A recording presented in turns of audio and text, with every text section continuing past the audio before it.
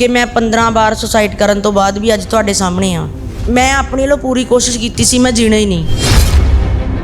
मैं शरेआम कहनी आ कि मेरे हसबैंड दा मैं अपने कन्नी सुनिया सी, जिन्हें कहा सी फलानी नां दी जनानी आ, ओनू तू ही पटा सकदा।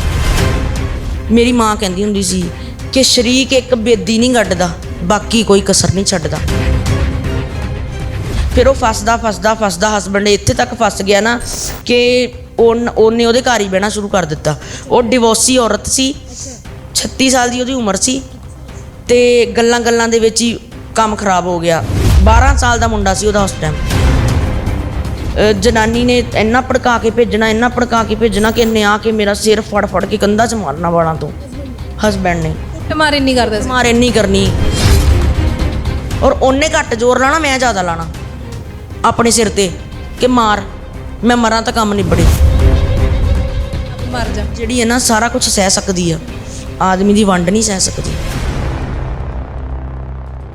ਅੱਜ ਤੋਂ 5 ਸਾਲ ਪਹਿਲਾਂ ਵੀ ਮੈਨੂੰ ਕਹਿ ਦੇਣਾ ਕਿ ਫਲਾਨੀ ਜਗ੍ਹਾ ਸੀ ਬੈਠਾ, ਫਲਾਨੀ ਜਗ੍ਹਾ ਸੀ, ਫਲਾਨੀ ਜਗ੍ਹਾ ਜਾਂਦਾ। ਜੇ ਮੈਂ ਕਹਿਣਾ ਦੱਸੋ ਐਡਰੈਸ ਕਿੱਥੇ, ਉਹ ਕਿਸੇ ਨੇ ਦੱਸਣਾ ਨਹੀਂ। ਰੱਤੀ ਲਾ ਦੇਣੀ ਇੱਕ ਹਿਸਾਬ ਦੀ ਕਿ ਇਹ ਨਹੀਂ ਦੱਸਣਾ ਵੀ ਕਿੱਥੇ। ਤੇ ਪੂਰਾ ਪੂਰਾ ਟੀਕਾ ਲਾ ਦੇਣਾ ਡਿਪਰੈਸ਼ਨ ਦਾ, ਪਰ ਦੱਸਣਾ ਨਹੀਂ ਕਿੱਥੇ ਆ। ਪਰ ਮੈਂ ਵੀ ਇੱਕ ਗੱਲ ਕਹੀ ਸੀ, ਜੇ ਮੈਂ ਕੁਛ ਨਹੀਂ ਨਾ ਕਰ ਸਕਦੀ, ਤੇਰੀ ਹਿੱਕ ਤੇ ਬੈਠੀ ਡਿਵੋਰਸ ਮੈਂ ਵੀ ਨਹੀਂ ਦੇਣਾ। ਕਹਾਏਗੀ ਤੂੰ ਰਖੇਲ ਹੀ, ਜਨਾਨੀ ਨਹੀਂ ਬਣ ਪਾਏਗੀ। ਮੈਂ ਕਿਹਾ ਤੂੰ ਮੁੜੇਗਾ ਪੱਥਰ ਚੱਟ ਕੇ। ਲੋਕਡਾਊਨ ਦੇ ਵਿੱਚ ਬਰਬਾਦੀ ਪੂਰੀ ਹੋ ਗਈ। ਅਗਲੀ ਨੇ ਠੁੱਡ ਮਾਰ ਕੇ ਕੱਢਿਆ, 4 ਬੰਦੇ ਇਕੱਠੇ ਕਰਕੇ। ਮੈਂ ਹਸਪੀਟਲ ਦੇ ਵਿੱਚ ਜੌਬ ਕਰਦੀ ਸੀਗੀ।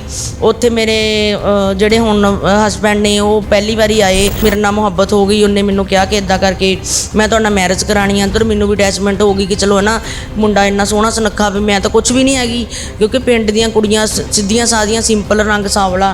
ਅਤੇ ਬਸ ਮੈਂ ਇਹ ਸੋਚਣਾ ਕਿ ਇੰਨਾ ਸੋਹਣਾ ਮੁੰਡਾ, ਇੰਨਾ ਅੱਛਾ ਪਰਿਵਾਰ, ਮੈਨੂੰ ਬਹੁਤ ਪਿਆਰ ਕਰਦੇ, ਮੈਨੂੰ ਬਹੁਤ ਪਿਆਰ ਕਰਦੇ। ਫਿਰ ਆਪਣੇ ਘਰਦਿਆਂ ਨੂੰ ਕਿਹਾ ਕਿ ਮੈਂ ਮਰ ਜਾਣਾ, ਨਹੀਂ ਤਾਂ ਮੇਰੀ ਉੱਥੇ ਹੀ ਮੈਰਿਜ ਕਰੋ। ਕਿ ਦੇਖੋ ਜੇ ਤੁਸੀਂ ਮੇਰਾ ਉੱਥੇ ਨਹੀਂ ਕਰਨਾ ਨਾ ਤੇ ਮੈਂ ਕਿਤੇ ਵੀ ਨਹੀਂ ਕਰਾਉਣਾ, ਕਿਉਂਕਿ ਉਹ ਮੁੰਡਾ ਮੇਰੇ ਨਾਲ ਸੀਰੀਅਸ ਦਿਲੋਂ ਲਾ ਬੈਠਾ ਵਾ। ਜੇ ਉਹਨੂੰ ਕੁਝ ਹੋ ਗਿਆ ਤਾਂ ਮੈਂ ਗੁਨੇਗਾਰ ਬਣ ਜਾਣਾ। ਘਰ ਦੇ ਕਹਿੰਦੇ ਤਾਂ ਅਸੀਂ ਸਭ ਕੁਝ ਦੇਖ ਲਿਆ, ਤੂੰ ਜ਼ੀਰੋ ਹੋ ਜਾਣਾ, ਤੂੰ ਖੂਹ 'ਚ ਡਿੱਗ ਰਹੀ ਆ। ਇੱਥੋਂ ਤੱਕ ਮੇਰੀ ਮਾਤਾ ਜੀ ਨੇ ਕਿਹਾ ਸੀ ਕਿ ਤੂੰ ਲੁਧਿਆਣੇ 'ਚ ਨਾ ਗਲੀਆਂ ਸਾਫ਼ ਕਰੇਂਗੀ, ਇਹਨਾਂ ਨੇ ਤੇਰਾ ਇਹ ਮਾੜਾ ਹਾਲ ਕਰਨਾ। ਮੈਰਿਜ ਹੋਈ, ਮੈਰਿਜ ਵਾਲੇ ਸ਼ਾਦੀ ਵਾਲੇ ਦਿਨ ਹੀ ਮੈਂ ਭੁੱਖੀ ਸੁੱਤੀ ਸੀ। ਸਾਰੇ ਆਪਣੇ ਰਿਸ਼ਤੇਦਾਰੀ ਦੇ ਵਿੱਚ ਸਾਰੇ ਮਗਨ ਸਨ। ਨਵੀਂ ਵੋਟੀ ਜਦੋਂ ਆਉਂਦੀ ਹੈ ਸਾਰਿਆਂ ਨੂੰ ਚਾਹ ਹੁੰਦਾ, ਹਰ ਕੋਈ ਪੁੱਛਦਾ ਹੈ ਨਾ ਪਾਣੀ ਦੀ ਲੋੜ। ਤੁਹਾਨੂੰ ਕਿਸੇ ਨੇ ਰੋਟੀ ਪਾਣੀ ਕੁਛ ਨਹੀਂ ਪੁੱਛਿਆ? ਮੈਨੂੰ ਸਿਰਫ ਪਾਣੀ ਮਿਲਿਆ, ਦੁੱਧ ਦਾ ਗਲਾਸ ਮਿਲਿਆ। ਮੇਰੇ ਹਸਬੈਂਡ ਇਸ ਚੀਜ਼ ਦੇ ਗਵਾਹ ਆ ਕਿ ਮੈਨੂੰ ਰੋਟੀ ਨਹੀਂ ਦਿੱਤੀ ਗਈ ਜੀ। ਮੈਨੂੰ ਉੱਥੋਂ ਬਸ ਪਤਾ ਲੱਗ ਗਈ ਸੀ ਕਿ ਵਾਕਈ ਜੋ ਮੇਰੇ ਮਾਂ ਬਾਪ ਕਹਿੰਦੇ ਸੀ ਉਹ ਸਹੀ ਆ। ਕਿ ਉਹਨਾਂ ਨੂੰ ਵੀ ਇਹ ਹੋ ਗਿਆ ਕਿ ਸਾਡਾ ਮੁੰਡਾ ਬਿਮਾਰ ਸੀਗਾ, ਪਤਾ ਨਹੀਂ ਉਹਦਾ ਹੋਣਾ ਸੀ ਕਿ ਨਹੀਂ ਹੋਣਾ ਸੀ। ਚਲੋ ਜੀ ਕੁੜੀ ਆ ਗਈ, ਵਿਆਹ ਹੋ ਗਿਆ, ਹੁਣ ਖਸਮਾਂ ਨੂੰ ਪਾਉਣ। ਕਿ ਮੈਨੂੰ ਪਤਾ ਲੱਗ ਗਿਆ, ਮੇਰਾ ਖੁਦ ਡੱਡੂ ਵਾਲਾ ਹਾਲ ਹੋ ਗਿਆ ਵੀ ਜਿਹੜਾ ਸਿਰਫ ਉੱਪਰ ਨੂੰ ਛਲਾਂਗਾ ਮਾਰ ਸਕਦਾ ਸੀ ਪਰ ਬਾਹਰ ਨਹੀਂ ਨਿਕਲ ਸਕਦਾ ਸੀ। ਮੈਂ ਤਾਂ ਪਿਆਰ ਦੀ ਭੁੱਖੀ ਸੀ। ਮੈਂ ਤਾਂ ਇਸੇ ਕਰਕੇ ਮੈਰਿਜ ਕਰਾਈ ਸੀ। ਹਾਂ, ਮੈਨੂੰ ਸਹੁਰੇ ਪਿਆਰ ਕਰਦੇ, ਪਰ ਉਹ ਪਿਆਰ ਮੈਨੂੰ ਅੱਜ ਤੱਕ ਨਹੀਂ ਮਿਲਿਆ ਜਿਹਦੀ ਮੈਂ ਹੱਕਦਾਰ ਸੀ। ਮੇਰੀ ਮੈਰਿਜ ਹੋਈ, ਮੇਰੇ ਵਿਆਹ ਨੂੰ ਹਜੇ 8-10 ਦਿਨ ਹੋਏ ਸਨ। ਮੈਂ ਤਾਂ ਮੇਰੇ ਪੇਕਿਆਂ ਵਾਲੇ ਕੱਪੜਿਆਂ ਦਾ ਅਟੈਚੀ ਮੇਰੇ ਕਮਰੇ 'ਚ ਰੱਖ ਦਿੱਤਾ ਤਾਂ ਆਪਣਾ ਅਟੈਚੀ ਚੱਕ ਕੇ ਲੈ ਗਈ ਸੀ। ਅਤੇ ਉਹ ਮੈਨੂੰ ਅੱਜ ਤੱਕ ਮੈਂ ਦੇਖੇ ਨਹੀਂ ਸੀਗੇ। ਫਿਰ ਜਦੋਂ ਇਹਨਾਂ ਨੂੰ ਅਹਿਸਾਸ ਹੋਇਆ 2 ਪੁੱਤ ਵਿਆਹੁਣ ਤੋਂ ਬਾਅਦ, ਫਿਰ ਮੈਨੂੰ ਜਦੋਂ ਇਹਨੇ ਮੇਰੀ ਦਰਾਣੀ ਦੇ ਹੱਥ ਬਰੀਆਂ ਭੇਜੀਆਂ, ਮੇਰੀਆਂ ਸਾੜੀਆਂ ਚੂੜੀਆਂ। ਹੁਣ ਅੱਗ ਤਾਂ ਦੇਖੋ ਲੱਗਦੀ ਆ ਕਿਉਂਕਿ ਜਵਾਨੀ ਤਾਂ ਨਿਕਲ ਗਈ। ਅਤੇ ਮੈਂ ਉਹ ਫਿਰ ਦੂਜੀ ਮੰਜ਼ਲ ਤੋਂ ਚੱਕ ਕੇ ਥੱਲੇ ਮਾਰੀਆਂ ਸੀ ਕਿ ਜਿਹਨੂੰ ਮਰਜ਼ੀ ਦੇ ਦਿਓ, ਮੈਨੂੰ ਨਹੀਂ ਚਾਹੀਦੀ। ਅਤੇ ਜਦੋਂ ਮੇਰੇ ਵੱਡਾ ਬੇਟਾ ਹੋਣੇ ਵਾਲਾ ਸੀਗਾ ਅਤੇ 7ਵਾਂ ਮਹੀਨਾ ਹਜੇ ਮੈਨੂੰ ਲੱਗਾ ਸੀ, ਤਾਂ ਮੇਰੀ ਸੱਸ ਨੇ ਕਹਿਤਾ ਸੀ ਕਿ ਮੈਂ ਇਲਾਜ ਨਹੀਂ ਕਰਾ ਸਕਦੀ। ਬੱਚਾ ਤਕੜਾ ਸੀਗਾ, ਸਾਡੇ ਲਾਗੇ ਡਾਕਟਰ ਰਹਿੰਦੇ ਸੀਗੇ। ਉਹਨੂੰ ਜਦੋਂ ਬੁਲਾਇਆ, ਉਹਨੇ ਕਿਹਾ BP ਬਹੁਤ ਘੱਟ ਆ, ਕੁੜੀ ਦੀ ਜਾਨ ਨੂੰ ਖਤਰਾ, ਤੁਸੀਂ ਹਸਪੀਟਲ ਲੈ ਜਾਓ। ਮੇਰੇ ਡੈਡੀ ਵੀ ਉਦੋਂ ਛੁੱਟੀ ਆਏ ਹੋਏ ਸੀਗੇ। ਸਾਰਿਆਂ ਨੇ ਮੇਰੇ ਪੈਰ ਤੱਕ ਫੜ ਲਏ ਸੀ ਵੀ ਚੱਲ ਹਸਪੀਟਲ। ਮੈਂ ਕਿਹਾ ਮੈਂ ਨਹੀਂ ਜਾਣਾ। ਅਤੇ ਮੈਂ ਮੈਨੂੰ ਕਿਹਾ ਸੀ, ਮੈਂ ਕਿਹਾ ਵੀ ਮੈਂ ਨਹੀਂ ਜਾਣਾ। ਮੇਰੀ ਮਾਂ ਨੇ ਮੇਰੇ ਪੈਰ ਫੜ ਲਏ ਸੀ, ਪੁੱਤ ਸਾਨੂੰ ਤੂੰ ਚਾਹੀਦੀ, ਚੱਲ ਹਸਪੀਟਲ। ਮੈਂ ਕਿਹਾ ਮੈਂ ਨਹੀਂ ਜਾਣਾ। ਅਤੇ ਉਹਨੂੰ ਮੈਂ ਮਾਤਾ ਨੂੰ ਕਿਹਾ, ਮੈਂ ਕਿਹਾ ਮਾਤਾ ਇਸ ਟਾਈਮ ਤੂੰ ਮੇਰਾ ਰੱਬ ਆ, ਉਹ ਬਜ਼ੁਰਗ ਦਾਈ ਨੂੰ, ਤੂੰ ਜੋ ਮਰਜ਼ੀ ਕਰ। ਫਿਰ 1:35 ਹੋਏ ਅਤੇ ਮੈਨੂੰ ਮਾਤਾ ਨੇ ਕਿਹਾ, ਕੁੜੀਏ ਤੇਰੀ ਰੱਬ ਨੇ ਸੁਣ ਲਈ ਆ, ਚੀਸ ਵੱਟ ਲਾ ਹੁਣ। ਉਦੋਂ ਮੇਰੇ ਬੱਚੇ ਨੇ ਦੁਨੀਆ 'ਤੇ ਕਦਮ ਰੱਖੇ ਅਤੇ ਉਹਨੇ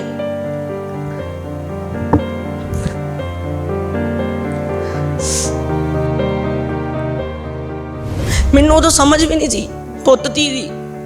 ਬਸ ਇੰਨਾ ਕੁ ਕੰਨਾਂ 'ਚ ਗੂੰਜਦਾ ਸੀਗਾ ਕਿ ਰਿਸ਼ਤੇਦਾਰ ਕਹਿੰਦੇ ਸੀ ਇਹ ਲੰਮੀ ਪਈ ਰਹਿੰਦੀ, ਇਹਨੇ ਕੁੜੀ ਜੰਮਣੀ ਆ। ਕਿਉਂਕਿ ਮਾਤਾ ਜਿਹੜੀ ਸੀ ਮੇਰੀ ਸੱਸ ਮਾਤਾ, ਉਹ 2 ਨੂੰਹਾਂ ਹੋਣ ਤੋਂ ਬਾਅਦ ਮੇਰੀ ਕੀਮਤ ਸਮਝ ਚੁੱਕੀ ਸੀ। ਸਾਰੀ ਜ਼ਿੰਦਗੀ ਦੇ ਲੋਕ ਨੇ ਮੇਰੀ ਕਦਰ ਨਹੀਂ ਕੀਤੀ। ਜਦੋਂ ਉਹਨਾਂ ਨੂੰ ਸਮਝ ਆਈ ਵੀ ਆਹ ਹੁੰਦੀਆਂ ਨੂੰਹਾਂ, ਫਿਰ ਉਹਨੂੰ ਮੇਰੀ ਕਦਰ ਹੋਈ। ਫਿਰ ਮੇਰੀਆਂ ਦੋਨਾਂ ਦਰਾਣੀਆਂ ਸਾਹਮਣੇ ਉਹ ਮੇਰੇ ਤੋਂ ਮਾਫੀਆਂ ਮੰਗਦੇ ਹੁੰਦੇ, ਦਲਜੀਤ ਮੈਨੂੰ ਮਾਫ ਕਰ ਦੇ, ਮੈਂ ਤੇਰੇ ਨਾਲ ਬਹੁਤ ਕੀਤੀਆਂ। ਤਾਂ ਮੈਂ ਜੱਫੀ ਪਾ ਕੇ ਕਹਿਣਾ ਕੋਈ ਗੱਲ ਨਹੀਂ ਮੰਮਾ, ਵਕਤ ਮਾੜਾ ਹੁੰਦਾ, ਬੰਦਾ ਮਾੜਾ ਨਹੀਂ ਹੁੰਦਾ। ਮੈਂ ਅੱਜ ਵੀ ਕਹਿੰਦੀ ਆ, ਮੈਂ ਆਪਣੇ ਹਸਬੈਂਡ ਨੂੰ ਕਹਿੰਦੀ, ਮੈਂ ਕਿਹਾ ਬੰਦਾ ਮਾੜਾ ਨਹੀਂ ਹੁੰਦਾ, ਸਮਾਂ ਮਾੜਾ ਹੁੰਦਾ। ਤੇਰਾ ਸਮਾਂ ਖਰਾਬ ਨਹੀਂ ਸੀ, ਮੇਰਾ ਖਰਾਬ ਸੀ।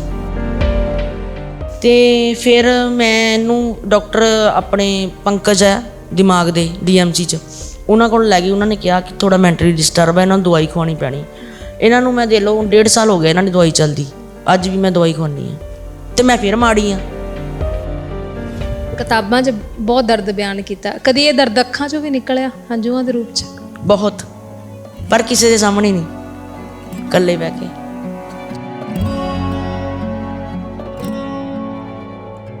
ਮੈਂ ਪਰਮਾਤਮਾ ਨੂੰ ਇਹ ਕਹਿੰਦੀ ਹਾਂ ਕਿ ਪਰਮਾਤਮਾ ਜੇ ਤੂੰ ਦੁੱਖ ਦਿੱਤੇ ਹੈ ਨਾ, ਤੇ ਮੈਨੂੰ ਇੱਕ ਚੀਜ਼ ਦਿੱਤੀ ਆ, ਜਿਗਰਾ, ਸਹਿਣ ਦਾ ਜਿਗਰਾ ਦਿੱਤਾ। ਕਿਉਂਕਿ ਕਹਿੰਦੇ ਨਹੀਂ ਕਿ ਸਾਡੇ ਦਰ ਵੀ ਮੁਹੱਬਤ ਆਈ ਸੀ, ਹੱਥ ਕਲਮ ਫੜਾ ਕੇ ਚਲੀ ਗਈ, ਸਭ ਦੇ ਦਿੱਤੇ ਦਰਦਾਂ ਦੇ ਲਈ ਮਲਮ ਫੜਾ ਕੇ ਚਲੀ ਗਈ।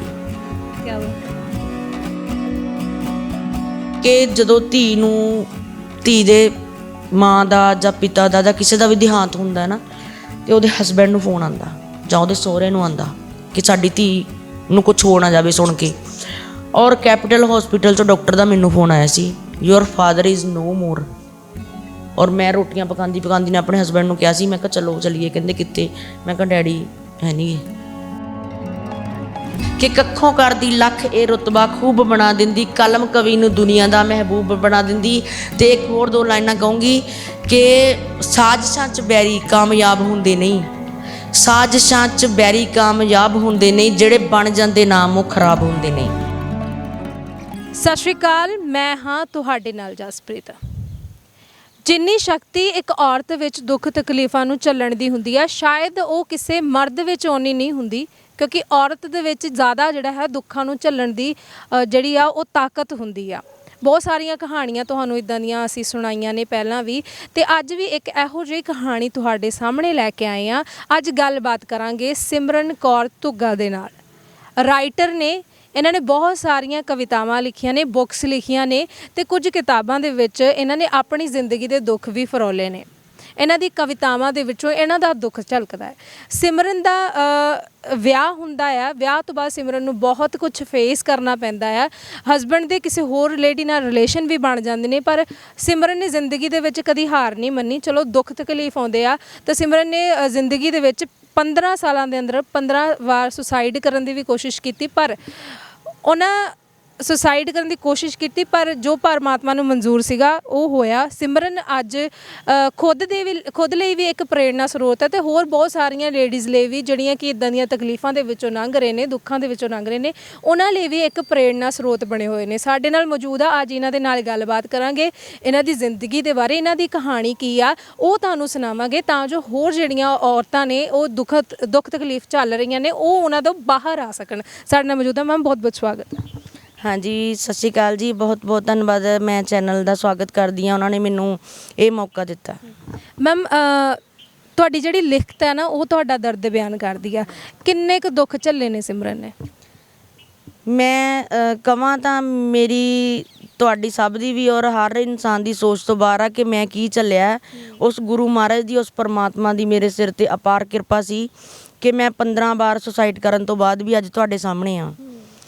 ਤੇ ਬਹੁਤ ਵਧੀਆ ਜ਼ਿੰਦਗੀ ਗੁਜ਼ਰ ਰਹੀ ਸੀ। ਮਾਪਿਆਂ ਨੂੰ ਬੜਾ ਮਾਣ ਸੀ ਕਿਉਂਕਿ ਉਹਨਾਂ ਨੇ ਮੈਨੂੰ ਪੁੱਤ ਕਹਿ ਕੇ ਹੀ ਪਾਲਿਆ ਸੀ। ਉਹਨਾਂ ਨੂੰ ਪੂਰਾ ਵਿਸ਼ਵਾਸ ਸੀ ਕਿ ਕਦੀ ਵੀ ਮਾੜਾ ਫੈਸਲਾ ਨਹੀਂ ਲੈ ਸਕਦੀ, ਪਰ ਕਹਿੰਦੇ ਨਹੀਂ ਪਰਮਾਤਮਾ ਦੀ ਮਨਜ਼ੂਰੀ ਦੇ ਅੱਗੇ ਆਪਾਂ ਕੁਝ ਨਹੀਂ ਕਰ ਸਕਦੇ, ਕਿਉਂਕਿ ਪੈਰ ਪੈਰ ਦੇ ਉਹਦਾ ਪਹਿਲੇ ਲਿਖਿਆ ਹੁੰਦਾ।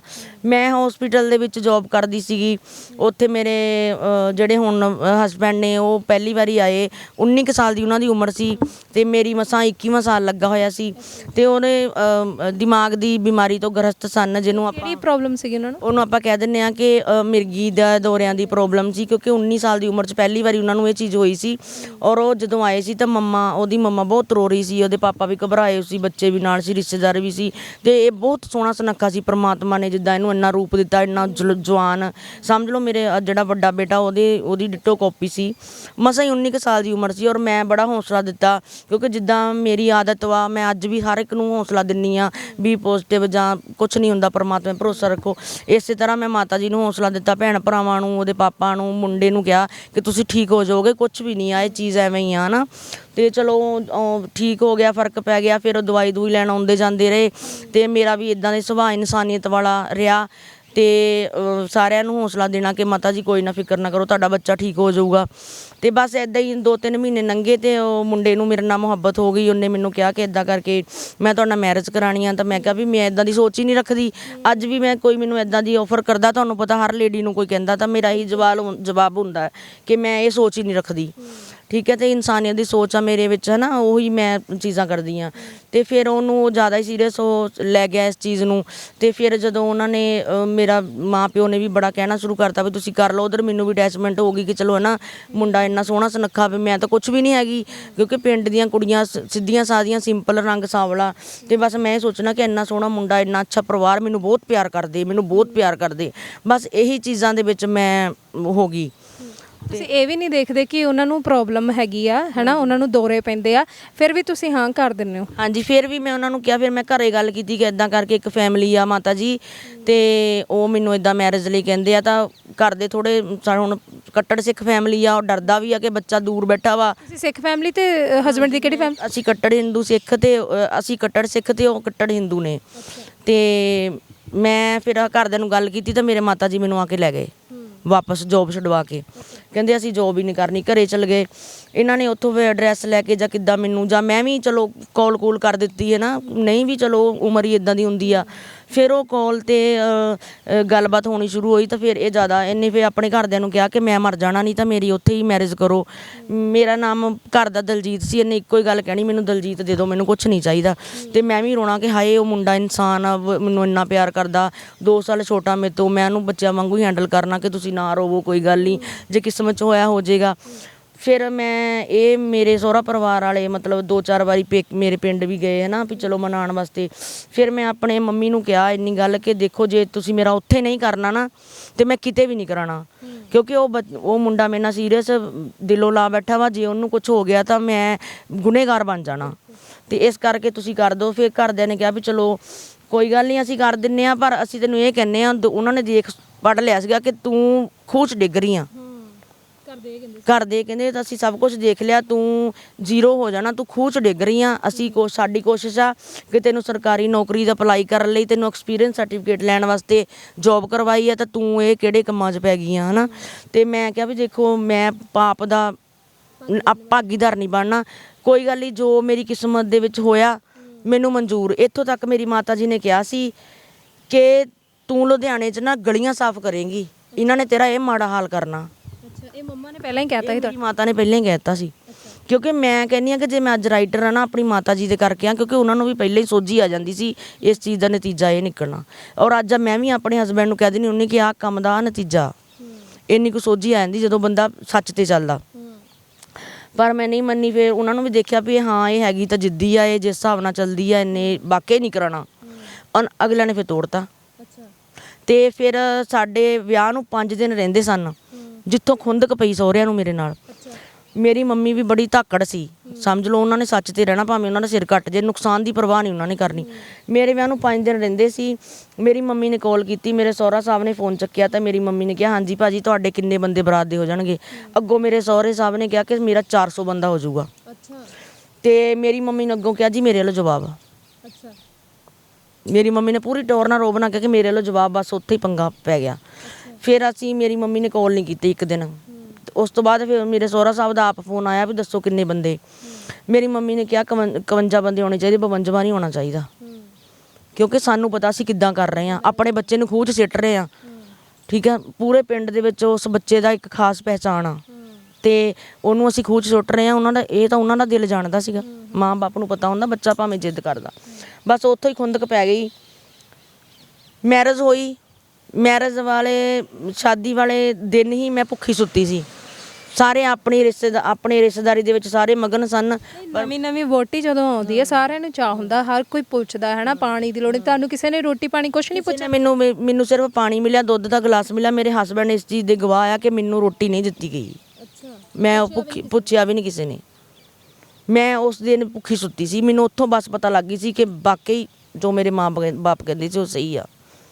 ਜੋ ਬਿਲਕੁਲ ਜ਼ਿੰਦਗੀ ਪਲਟੀ ਖਾ ਗਈ। ਜੋ ਪਹਿਲਾਂ ਪਿਆਰ ਸੀ, ਜੋ ਪਹਿਲਾਂ ਮੁਹੱਬਤ ਸੀ, ਜਿੱਦਾਂ ਬਦਲ ਜਾਂਦੇ ਸੀ ਮੈਨੂੰ, ਉਹ ਇੱਕ ਦਿਨ 'ਚ ਹੀ ਬਦਲ ਗਿਆ। ਇੱਕ ਦਿਨ ਦੇ ਵਿੱਚ ਹੀ, ਕਿਉਂਕਿ ਉਹਨਾਂ ਨੂੰ ਵੀ ਇਹ ਹੋ ਗਿਆ ਕਿ ਸਾਡਾ ਮੁੰਡਾ ਬਿਮਾਰ ਸੀਗਾ, ਪਤਾ ਨਹੀਂ ਉਹਦਾ ਹੋਣਾ ਸੀ ਕਿ ਨਹੀਂ ਹੋਣਾ ਸੀ। ਚਲੋ ਜੀ ਕੁੜੀ ਆ ਗਈ, ਵਿਆਹ ਹੋ ਗਿਆ, ਹੁਣ ਖਸਮਾਂ ਨੂੰ ਖਾਣ।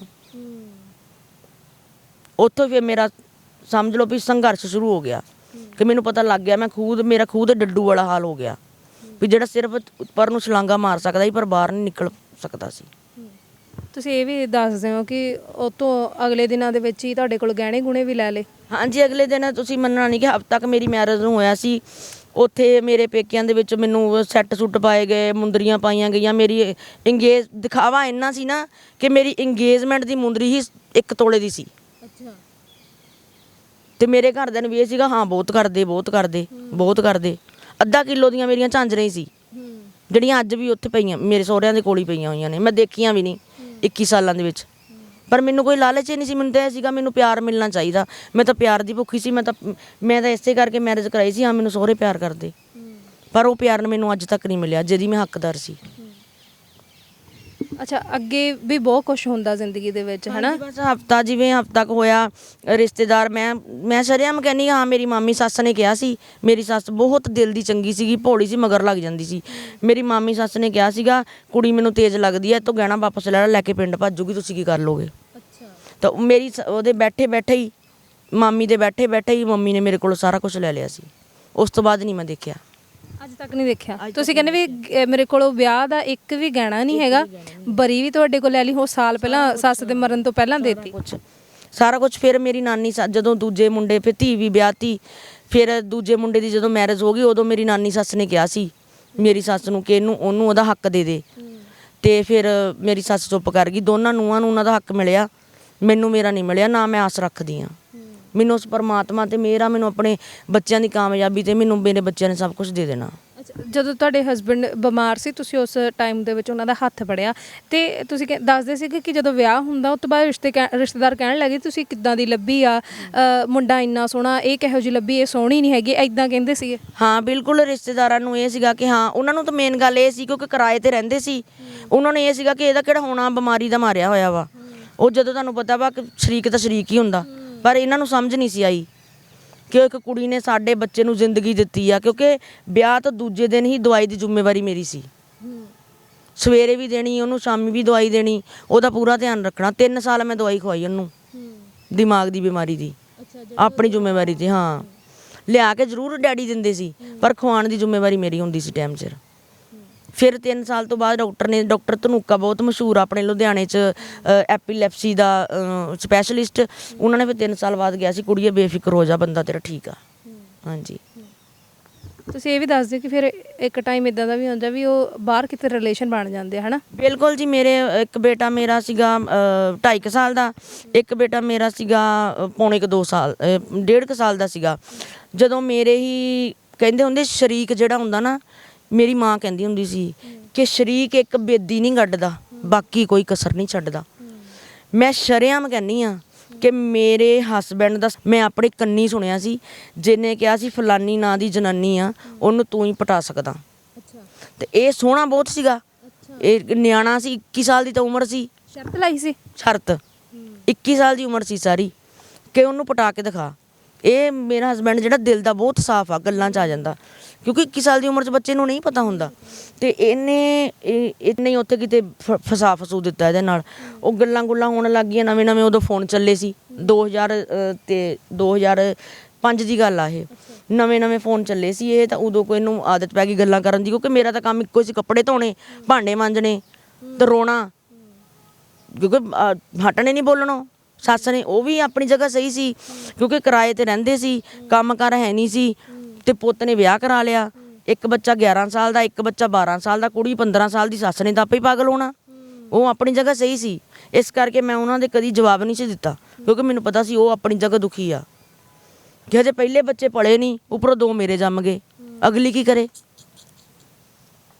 ਇਸ ਕਰਕੇ ਇਦਾਂ ਹੀ ਜ਼ਿੰਦਗੀ ਬੀਤ ਗਈ। ਫਿਰ ਉਹ ਫਸਦਾ ਹਸਬੈਂਡ ਇੱਥੇ ਤੱਕ ਫਸ ਗਿਆ ਨਾ ਕਿ ਉਹਨੇ ਉਹਦੇ ਘਰ ਹੀ ਬਹਿਣਾ ਸ਼ੁਰੂ ਕਰ ਦਿੱਤਾ। ਉਹ ਡਿਵੋਰਸੀ ਔਰਤ ਸੀ, 36 ਸਾਲ ਦੀ ਉਹਦੀ ਉਮਰ ਸੀ, ਤੇ ਗੱਲਾਂ ਦੇ ਵਿੱਚ ਹੀ ਕੰਮ ਖਰਾਬ ਹੋ ਗਿਆ। 12 ਸਾਲ ਦਾ ਮੁੰਡਾ ਸੀ ਉਹਦਾ ਉਸ ਟਾਈਮ, 2005 ਦੇ ਵਿੱਚ। ਤੁਹਾਡਾ ਹਸਬੰਡ 21 ਸਾਲ ਦਾ ਤੇ ਉਹ 36 ਸਾਲਾਂ ਦਾ। ਉਹ 36 ਸਾਲ ਦੀ। ਹੁਣ ਇਹਨੂੰ ਇਹ ਸੀ ਕਿ ਮੈਂ ਫਸ ਚੁੱਕਿਆ, ਕੱਲ੍ਹ ਨੂੰ ਕੰਮ ਖਰਾਬ ਹੋ ਜਾਣਾ, ਕਿ ਤੇਰੇ ਤੇ ਕੇਸ ਹੋ ਜਾਣਾ, ਐਦਾਂ ਹੋ ਜਾਣਾ, ਅੱਦਾਂ ਹੋ ਜਾਣਾ, ਇਹਨੂੰ ਡਿਵੋਰਸ ਦੇ ਦੇ। ਅੱਛਾ, ਤੁਹਾਨੂੰ ਡਿਵੋਰਸ? ਮੈਨੂੰ ਡਿਵੋਰਸ ਦੇ ਦੇ, ਕਿਉਂਕਿ ਮੈਂ ਨਿਆਣੀ ਸੀ, ਪੇਂਡੂ ਸੀ, ਬੇਬਸ ਸੀ। ਉਹਨਾਂ ਨੇ ਅਸੀਂ ਬੱਚੇ ਲੈ ਕੇ ਨਿਕਲ ਜੂਗੀ, ਚੱਲ ਜੂਗੀ। ਤੇ ਇੱਥੋਂ ਤੱਕ ਕਿ ਉਹਨੇ ਜਨਾਨੀ ਨੇ ਇੰਨਾ ਭੜਕਾ ਕੇ ਭੇਜਣਾ ਕਿ ਇਹਨੇ ਆ ਕੇ ਮੇਰਾ ਸਿਰ ਫੜ ਕੇ ਕੰਧਾਂ 'ਚ ਮਾਰਨਾ ਵਾਲਾਂ ਤੋਂ। ਹਸਬੈਂਡ ਨੇ ਕੁੱਟਮਾਰ ਇੰਨੀ ਕਰਦਾ ਸੀ? ਕੁੱਟਮਾਰ ਇੰਨੀ ਕੁੱਟਮਾਰ ਕਰਨੀ ਕਿ ਮੇਰਾ ਸਿਰ ਫੜ ਕੇ ਕੰਧਾਂ ਦੇ ਵਿੱਚ ਮਾਰਨਾ। ਔਰ ਉਹਨੇ ਘੱਟ ਜ਼ੋਰ ਲਾਣਾ, ਮੈਂ ਜ਼ਿਆਦਾ ਲਾਣਾ ਆਪਣੇ ਸਿਰ ਤੇ, ਕਿ ਮਾਰ, ਮੈਂ ਮਰਾਂ ਤਾਂ ਕੰਮ ਨਿਬੜੇ। ਤੁਸੀਂ ਅੰਦਰੋਂ ਇੰਨੇ ਦੁਖੀ ਸੀ ਵੀ ਉਹ ਮਾਰਦਾ ਉਹ ਸੀ, ਪਰ ਤੁਹਾਡਾ ਦਿਲ ਕਰਦਾ ਸੀ ਮੈਂ ਆਪ ਮਰ ਜਾ। ਜਿਹੜੀ ਹੈ ਨਾ ਸਾਰਾ ਕੁਝ ਸਹਿ ਸਕਦੀ ਆ, ਆਦਮੀ ਦੀ ਵੰਡ ਨਹੀਂ ਸਹਿ ਸਕਦੀ। ਤੇ ਮੈਂ ਤਾਂ ਉਹਦੇ ਪਿੱਛੇ ਆਪਣੀ ਰਿਸ਼ਤੇਦਾਰੀ ਠੁਕਰਾਈ ਸੀ, ਆਪਣੇ ਮਾਂ ਪਿਓ ਨੂੰ ਤੰਗ ਕੀਤਾ ਸੀ। ਕਿੱਥੇ ਮੇਰੇ ਮਾਂ-ਬਾਪ ਕਹਿੰਦੇ ਸੀਗੇ ਕਿ ਇਹਦਾ ਕਿਸੇ ਸਰਕਾਰੀ ਜੋਬ ਵਾਲੇ ਮੁੰਡੇ ਨਾਲ ਵਿਆਹ ਹੋਵੇ, ਜਾਂ ਇਹਦਾ ਕਿਤੇ ਬਾਹਰ ਦੇ ਮੁੰਡੇ ਨਾਲ ਵਿਆਹ ਹੋਵੇ, ਤੇ ਕਿੱਥੇ ਖੂਚ ਡਿੱਗ ਗਈ। ਮਾਂ ਪਿਓ ਨੂੰ ਦੁੱਖ ਤਾਂ ਲੱਗਦਾ ਹੀ ਆ। 1 ਸਾਲ ਮੇਰੇ ਮਾਂ-ਬਾਪ ਮੇਰੇ ਘਰ ਨਹੀਂ ਸੀ ਆਏ, ਤੇ ਜਦੋਂ ਮੇਰੇ ਵੱਡਾ ਬੇਟਾ ਹੋਣੇ ਵਾਲਾ ਸੀਗਾ, ਤੇ 7ਵਾਂ ਮਹੀਨਾ ਹਜੇ ਮੈਨੂੰ ਲੱਗਾ ਸੀ, ਤਾਂ ਮੇਰੀ ਸੱਸ ਨੇ ਕਹਿਤਾ ਸੀ ਕਿ ਮੈਂ ਇਲਾਜ ਨਹੀਂ ਕਰਾ ਸਕਦੀ, ਕਿ ਬੱਚਾ ਨਹੀਂ ਪੈਦਾ ਕਰਵਾ ਸਕਦੀ, ਕਿਉਂਕਿ ਰਿਸ਼ਤੇਦਾਰੀਆਂ ਦੀ ਫੂਕ ਇਹ ਸੀ। ਮੈਂ ਆਪਣੇ ਕੰਨੀ ਸੁਣੀਆਂ ਗੱਲਾਂ, ਰਿਸ਼ਤੇਦਾਰੀ ਦੀ ਇਹ ਫੂਕ ਸੀਗੀ ਕਿ ਇਹ ਤਾਂ ਵੱਡਾ ਆਪਰੇਸ਼ਨ ਕਰਾਊਗੀ, ਕਿਉਂਕਿ ਕਮਜ਼ੋਰ ਮੈਂ ਬਹੁਤ ਸੀ, ਜਿਹਨੂੰ ਰੋਟੀ ਨਹੀਂ ਮਿਲਣੀ ਉਹਨੇ ਕਮਜ਼ੋਰ ਹੀ ਹੋਣਾ। ਤੇ ਇਹਨੇ ਮੈਨੂੰ ਕਹਿਤਾ ਵੀ ਚੱਲ ਜਾ ਤੂੰ, ਅਸੀਂ ਨਹੀਂ ਕਰਾ ਸਕਦੇ, ਤੂੰ ਮਰ ਜਾਣਾ ਇੱਥੇ। ਮੇਰਾ ਭਰਾ ਫਿਰ ਮੈਨੂੰ ਲੈ ਗਿਆ। ਫਿਰ ਮੈਂ ਖੁੰਦਕੀ ਸੀਗੀ ਬਹੁਤ ਜ਼ਿਆਦਾ। ਮੈਨੂੰ ਇਹ ਸੀਗਾ ਕਿ ਜੇ ਇਹਨਾਂ ਨੇ ਨਾ ਮੇਰੇ ਤੇ ਪੈਸਾ ਲਾਇਆ ਲੱਗਣ, ਮੈਂ ਆਪਣੇ ਪੇਕਿਆਂ ਦਾ ਵੀ ਨਹੀਂ ਦੇਣਾ। ਤੇ ਜਦੋਂ ਮੈਨੂੰ ਪਰੇਸ਼ਾਨੀ ਹੋਈ, ਦਰਦਾਂ ਲੱਗੀਆਂ ਉਹਦੀਆਂ ਡਿਲੀਵਰੀ ਦੀਆਂ, ਤੇ ਮੈਂ ਮਾਂ ਨੂੰ ਦੱਸਿਆ, ਤੇ ਮੈਂ ਕਿਹਾ ਮੰਮੀ ਮੈਂ ਹੌਸਪੀਟਲ ਹੀ ਜਾਣਾ, ਘਰੇ ਬੁਲਾ ਲਾ। ਮੇਰੀ ਵੱਡੀ ਭੈਣ ਦਾ ਕੇਸ ਹੋਇਆ ਸੀ, ਉਹ ਸਾਡੇ ਲਾਗੇ ਪਿੰਡ ਰੂਪੋਵਾਲਾ ਸੀ, ਉੱਥੇ ਦੀ ਦਾਈ ਸੀ ਬਹੁਤ ਪੁਰਾਣੀ। ਉਹਨੂੰ ਬੁਲਾਇਆ, ਤੇ ਉਹਨੇ ਮੇਰੇ ਨਾਲ 5-7 ਘੰਟੇ ਜੋ ਵੀ ਆਪਣੀ ਵਿਚਾਰੀ ਨੇ ਕਾਰਵਾਈ ਕੀਤੀ। ਨਹੀਂ ਮੇਰੀ ਡਿਲੀਵਰੀ ਹੋਈ, ਤੇ ਬੱਚਾ ਤਕੜਾ ਸੀਗਾ। ਸਾਡੇ ਲਾਗੇ ਡਾਕਟਰ ਰਹਿੰਦੇ ਸੀਗੇ, ਉਹਨੂੰ ਜਦੋਂ ਬੁਲਾਇਆ ਉਹਨੇ ਕਿਹਾ ਬੀਪੀ ਬਹੁਤ ਘੱਟ ਆ, ਕੁੜੀ ਦੀ ਜਾਨ ਨੂੰ ਖਤਰਾ, ਤੁਸੀਂ ਹੌਸਪੀਟਲ ਲੈ ਜਾਓ। ਮੇਰੇ ਡੈਡੀ ਵੀ ਉਦੋਂ ਛੁੱਟੀ ਆਏ ਹੋਏ ਸੀਗੇ। ਸਾਰਿਆਂ ਨੇ ਮੇਰੇ ਪੈਰ ਤੱਕ ਫੜ ਲਏ ਸੀ ਵੀ ਚੱਲ ਹੌਸਪੀਟਲ। ਮੈਂ ਕਿਹਾ ਮੈਂ ਨਹੀਂ ਜਾਣਾ। ਕਿਉਂਕਿ ਮੈਂ ਤਾਂ ਜੀਣਾ ਹੀ ਨਹੀਂ ਚਾਹੁੰਦੀ ਸੀ। ਘਰਦਿਆਂ ਨੂੰ ਦੱਸਦੀ ਕਿ ਕਿਵੇਂ ਨਾ ਬੀਤ ਗਈ ਰਹੀ ਆ। ਘਰਦਿਆਂ ਨੂੰ ਉਸ ਟਾਈਮ ਇਹ ਨਹੀਂ ਸੀ ਪਤਾ ਵੀ ਸੱਸ ਦੀ ਇਹ ਸਟੇਟਮੈਂਟ ਆ, ਪਤੀ ਇੰਨਾ ਕੁੱਟਦਾ, ਕੁਝ ਨਹੀਂ ਪਤਾ ਸੀ ਘਰਦਿਆਂ ਨੂੰ, ਪੇਕੇ ਪਰਿਵਾਰ ਨੂੰ। ਮੈਂ ਉਹਨਾਂ ਨੂੰ ਕੁਝ ਵੀ ਨਹੀਂ ਦੱਸਿਆ ਸੀ, ਕਿਉਂਕਿ ਮੈਂ ਦੱਸਣ ਜੋਗੀ ਆਈ ਨਹੀਂ ਸੀ। ਜੋ ਉਹਨਾਂ ਨੇ ਮੈਨੂੰ ਪਹਿਲਾਂ ਹੀ ਕਰ ਦਿੱਤਾ ਸੀਗਾ ਕਿ ਤੇਰੇ ਨਾਲ ਇਹ ਹੋਣਾ, ਤੇ ਫਿਰ ਮੈਂ ਉਹਨਾਂ ਨਾਲ ਮੰਨ ਕਿਉਂ ਦੁਖੀ ਕਰਨਾ ਸੀ, ਕਿਉਂਕਿ ਦੁੱਖ ਤਾਂ ਮੈਂ ਆਪ ਸਹੇੜੇ ਸੀ। ਫਿਰ ਡਿਲੀਵਰੀ ਕਿੱਦਾਂ ਹੋਈ? ਡਿਲੀਵਰੀ ਫਿਰ ਇੱਦਾਂ ਸ਼ਾਮੀ 5 ਵਜੇ ਮੈਨੂੰ ਪੇਨਸ ਸ਼ੁਰੂ ਹੋਈਆਂ, ਤੇ ਸਾਡੇ ਲਾਗੇ ਮੁੰਡਾ ਡਾਕਟਰ ਆ, ਬਿੱਕਾ ਡਾਕਟਰ, ਸਾਡੇ ਬੜਾ ਪਿੰਡ 'ਚ ਮਸ਼ਹੂਰ ਆ। ਉਹ ਆਇਆ ਤਾਂ ਉਹਦੀ ਵਾਈਫ ਆਏ, ਉਹਨਾਂ ਨੇ ਕਿਹਾ ਵੀ ਇਹਨੂੰ ਗਲੂਕੋਜ਼ ਦੀ ਵੀ ਲੋੜ ਆ, ਪਲਸ ਵੀ ਘੱਟ ਆ, ਇਹਨੂੰ ਇਹਦੇ 'ਚ ਖੂਨ ਵੀ ਹੈ ਨਹੀਂ, ਇਹਨੂੰ ਹੌਸਪੀਟਲ ਲੈ ਜਾਓ, ਇਹਨੇ ਨਹੀਂ ਬਚਣਾ। ਤੇ ਮੈਂ ਮੰਮੀ ਨੂੰ ਕਿਹਾ ਸੀ, ਮੈਂ ਕਿਹਾ ਵੀ ਮੈਂ ਨਹੀਂ ਜਾਣਾ। ਮੇਰੀ ਮਾਂ ਨੇ ਮੇਰੇ ਪੈਰ ਫੜ ਲਏ ਸੀ, ਪੁੱਤ ਸਾਨੂੰ ਤੂੰ ਚਾਹੀਦੀ, ਚੱਲ ਹੌਸਪੀਟਲ। ਮੈਂ ਕਿਹਾ ਮੈਂ ਨਹੀਂ ਜਾਣਾ। ਤੇ ਉਹਨੂੰ ਮੈਂ ਮਾਤਾ ਨੂੰ ਕਿਹਾ, ਮੈਂ ਕਿਹਾ ਮਾਤਾ ਇਸ ਟਾਈਮ ਤੂੰ ਮੇਰਾ ਰੱਬ ਆ, ਉਹ ਬਜ਼ੁਰਗ ਦਾਈ ਨੂੰ, ਤੂੰ ਜੋ ਮਰਜ਼ੀ ਕਰ। ਫਿਰ 1:35 ਹੋਏ, ਤੇ ਮੈਨੂੰ ਕੁੜੀ ਉਹਨੇ ਮਾਤਾ ਨੇ ਕਿਹਾ ਕੁੜੀਏ ਤੇਰੀ ਰੱਬ ਨੇ ਸੁਣ ਲਈ ਆ, ਚੀਸ ਵੱਟ ਲਾ ਹੁਣ। ਉਦੋਂ ਮੇਰੇ ਬੱਚੇ ਨੇ ਦੁਨੀਆ ਤੇ ਕਦਮ ਰੱਖੇ, ਤੇ ਉਹਨੇ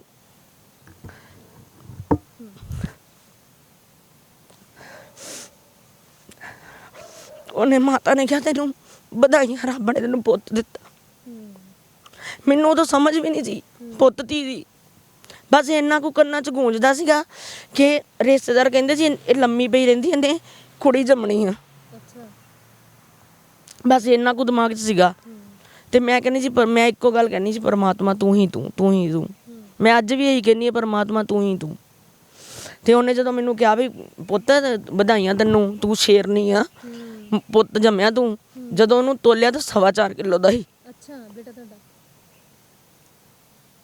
ਸਰੀਰ 'ਚ ਵੀਕਨੈਸ ਇੰਨੀ ਸੀਗੀ ਹੈ ਨਾ ਉੱਦਾਂ ਪਹਿਲਾਂ ਵੀ ਉਹ ਤੁਹਾਨੂੰ ਖਾਣ ਪੀਣ ਦੀ ਕਮੀ ਸੀਗੀ ਹੈ ਨਾ। ਬਿਲਕੁਲ ਖਾਣ ਪੀਣ ਦੀ ਇੰਨੀ ਕਮੀ ਸੀ ਕਿ ਪਿੰਡਾਂ ਦੇ ਬੱਚੇ ਜਿਹੜੇ ਆ ਨਾ ਉਹਨਾਂ ਦੀਆਂ ਅੱਖਾਂ ਵੀ ਨਹੀਂ ਖੁੱਲਦੀਆਂ, ਬਿਨਾਂ ਬਰਸ਼ ਤੋਂ ਚਾਹ ਪੀਂਦੇ ਆ। ਇਹ ਸੱਚਾਈ ਆ। ਅੱਜ ਭਾਵੇਂ ਬਦਲ ਗਏ ਹੁਣ, ਅੱਜ 21 ਸਾਲ ਪੁਰਾਣੀ ਗੱਲ ਕਰਦੀ ਮੈਂ, ਕਿ ਮਾਵਾਂ ਭਾਵੇਂ ਜਿੱਦਾਂ ਮਰਜ਼ੀ ਕਹਿਣ, ਉਹਨਾਂ ਨੇ ਕਹਿਣਾ ਚਾਹ ਦੇ ਦਿਓ ਬਸ ਅੱਖਾਂ ਬੰਦ ਕਰਕੇ। ਔਰ ਮੈਨੂੰ 12 ਵਜੇ ਤੱਕ ਚਾਹ ਦੇ ਕੱਪ ਨੂੰ ਮੈਂ ਤਰਸਦੀ ਹੁੰਦੀ ਸੀ, ਮੰਮਾ ਚਾਹ ਦੇ ਦਿਓ, ਮੰਮਾ ਚਾਹ ਦੇ ਦਿਓ। ਉਹਨੇ ਕਹਿਣਾ ਰੁਕ ਜਾ, ਫਲਾਣੇ ਨੂੰ ਰੋਟੀ ਦੇ ਲੈਂਦੇ, ਫਲਾਣੇ ਨੂੰ ਰੋਟੀ ਦੇ ਲੈਂਦੇ। ਔਰ ਅੱਜ ਵੀ ਮੈਂ ਆਪਣੀਆਂ ਦਰਾਣੀਆਂ ਨੂੰ ਕਹਿੰਦੀ ਹੁੰਦੀ ਸੀ, ਇਸ ਘਰ ਦੇ ਵਿੱਚ ਮੈਂ ਚਾਹ ਤੋਂ ਤਰਸੀ ਹਾਂ। ਸਗੋਂ ਉਹਨਾਂ ਨੇ ਮੈਨੂੰ ਕਈ ਵਾਰੀ ਆ ਕੇ ਕਹਿ ਦੇਣਾ, ਹੁਣ ਚਾਹ ਦੀ ਸਟੋਰੀ ਨਾ ਛਿੜ ਲਈਓ, ਦੱਸੋ ਤੁਸੀਂ ਚਾਹ ਕਿੰਨੀ ਪੀਣੀ ਆ। ਔਰ ਚਾਹ ਤੋਂ ਇੰਨੀ ਨਫ਼ਰਤ ਆ, ਅੱਜ ਵੀ ਮੈਂ ਚਾਹ ਨਹੀਂ ਪੀਂਦੀ। ਮੈਂ ਕਹਿੰਦੀ ਉਹਨੂੰ ਦੁੱਧ 'ਚ ਪੱਤੀ ਪਾ ਕੇ ਦਿਓ, ਮੈਨੂੰ ਚਾਹ ਤੋਂ ਇੰਨੀ ਨਫ਼ਰਤ ਆ ਮੈਨੂੰ। ਤੇ ਜਦੋਂ ਡਿਲੀਵਰੀ ਹੁੰਦੀ ਆ ਫਿਰ ਜਿਹੜਾ ਪਹਿਲਾ ਸਵਾ ਮਹੀਨਾ ਕੱਢਦੇ ਉਹ ਫਿਰ ਪੇਕਿਆਂ ਦੇ ਕੱਢਦੇ ਹੋ? ਹਾਂਜੀ, ਮੈਂ ਫਿਰ ਪਹਿਲੇ ਵੀ 7ਵੇਂ ਮਹੀਨੇ ਮੈਂ ਚਲੀ ਗਈ ਸੀ, 4-5 ਮਹੀਨੇ ਪੇਕਿਆਂ ਦੇ ਕੱਢੇ ਆ। 4 ਮਹੀਨਿਆਂ ਦੇ ਵਿੱਚ ਮੇਰੇ ਸਹੁਰਿਆਂ ਨੇ ਮੇਰੇ ਹਸਬੈਂਡ ਨੂੰ ਸਿਰਫ ਇੱਕ ਵਾਰੀ ਭੇਜਿਆ। ਅੱਛਾ, ਆਪ ਵੀ ਨਹੀਂ ਆਏ? ਆਪ ਵੀ ਨਹੀਂ ਆਏ। ਮੁੰਡੇ ਪੋਤੇ ਦਾ ਮੂੰਹ ਦੇਖਣ? ਪੋਤੇ ਦਾ ਫਿਰ ਜਦੋਂ ਮੇਰੀ ਮੰਮੀ ਨੇ ਫੋਨ ਕੀਤਾ ਵੀ ਤੁਹਾਡੇ ਜੀ ਪੋਤਾ ਹੋਇਆ, ਤਾਂ ਫਿਰ ਤੀਜੇ ਦਿਨ ਆ ਗਏ ਸੀਗੇ, ਤਾਂ ਰਹੇ ਸੀਗੇ 5-6 ਦਿਨ ਵੀ ਇੰਨਾ ਉਹਨਾਂ ਨੂੰ ਪੋਤੇ ਦਾ ਚਾਅ ਚੜਿਆ ਸੀ, ਪੋਤੇ ਦਾ ਚਾਅ ਚੜਿਆ ਸੀ। ਤੇ ਫਿਰ ਜਦੋਂ ਲੈਣ ਆਉਣਾ ਸੀਗਾ, ਸਾਡੇ ਹੁਣ ਪਿੰਡਾਂ ਵਿੱਚ ਆਉਂਦੇ ਆ 2-3 ਮੰਜੀਆਂ ਭਰਦੇ ਆ, ਸ਼ੂਸ਼ ਕਢਾਇਆ ਜੀ, ਤੇ ਇਹ ਖਾਲੀ ਹੱਥੀ ਆ ਗਏ ਸੀ, ਕੁਛ ਨਹੀਂ ਲਿਆਏ ਬੱਚੇ ਕੁਛ ਵੀ ਨਹੀਂ ਲਿਆਏ ਸੀ। ਤੇ ਮੇਰੇ ਮੰਮੀ ਕਹਿੰਦੀ ਸੀਗੀ, ਮੈਨੂੰ ਅੰਦਰ ਜਾ ਕੇ ਮੇਰੀ ਮਾਂ ਨੇ ਚੁਟਕੀ ਮਾਰੀ, ਕਹਿੰਦੀ ਤੂੰ 10 ਮਿੰਟ ਦੇ ਵਿੱਚ ਨਿਕਲ ਜਾ, ਮੇਰੀ ਇੱਜ਼ਤ ਨਾ ਖਰਾਬ ਹੋ ਪਿੰਡ ਦੇ ਵਿੱਚ, ਇਹ ਖਾਲੀ ਆਏ ਆ, ਮੈਂ ਕੀ ਮੂੰਹ ਦਿਖਾਊਂਗੀ। ਤੇ ਫਿਰ 15-20 ਮਿੰਟ ਦੇ ਅੰਦਰ ਅੰਦਰ ਮੇਰੀ ਮੰਮੀ ਨੇ ਮੈਨੂੰ ਮੁੰਡਾ ਦੇ ਕੇ ਤੋੜ ਦਿੱਤਾ ਸੀ। 15 ਸਾਲਾਂ 'ਚ 15 ਵਾਰੀ ਸੁਸਾਈਡ ਕਰਨਾ ਕੋਈ ਛੋਟੀ ਗੱਲ ਨਹੀਂ ਆ, ਬਹੁਤ ਵੱਡੀ ਗੱਲ ਹੈ। ਪਰ ਮੈਂ ਆਪਣੇ ਵੱਲੋਂ ਪੂਰੀ ਕੋਸ਼ਿਸ਼ ਕੀਤੀ ਸੀ, ਮੈਂ ਜੀਣਾ ਹੀ ਨਹੀਂ। ਆਪਣੇ ਵੱਲੋਂ ਮੈਂ ਪੂਰੀ ਕੋਸ਼ਿਸ਼ ਕੀਤੀ ਸੀ, ਮੈਂ ਨਹੀਂ ਜੀਣਾ। ਪਰ ਕਹਿੰਦੇ ਜਿਸ ਕੋ ਰਾਖੇ ਸਾਈਆਂ ਮਾਰ ਸਕੇ ਨਾ ਕੋਈ। ਪਰ ਮੈਂ ਆਹ ਜਿਹੜਾ ਸਮਾਂ ਚੱਲ ਰਿਹਾ ਹੈ, ਮੈਂ ਦੇਖਣਾ ਸੀ, ਮੇਰੀ ਕਿਸਮਤ 'ਚ ਲਿਖਿਆ ਸੀ ਕਿ ਆਹ ਸਮਾਂ ਤੂੰ ਦੇਖਣਾ ਹੈ, ਤੂੰ ਬੱਚਿਆਂ ਨੂੰ ਕਿਸੇ ਲੈਵਲ 'ਤੇ ਪਹੁੰਚਾਉਣਾ ਆ।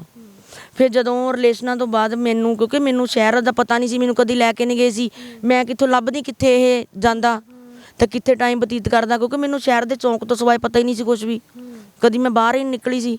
ਮੇਰਾ ਬੱਚਿਆਂ ਤੱਕ ਸੀਗਾ ਕਿ ਹਾਂ ਮੈਂ ਬੱਚਿਆਂ ਦੀ ਦੇਖ ਰੇਖ ਕਰਨੀ ਆ। ਤੇ ਆ ਕੇ ਮੈਨੂੰ ਕਹਿ ਜ਼ਰੂਰ ਦਿੰਦੀਆਂ ਸੀਗੀਆਂ।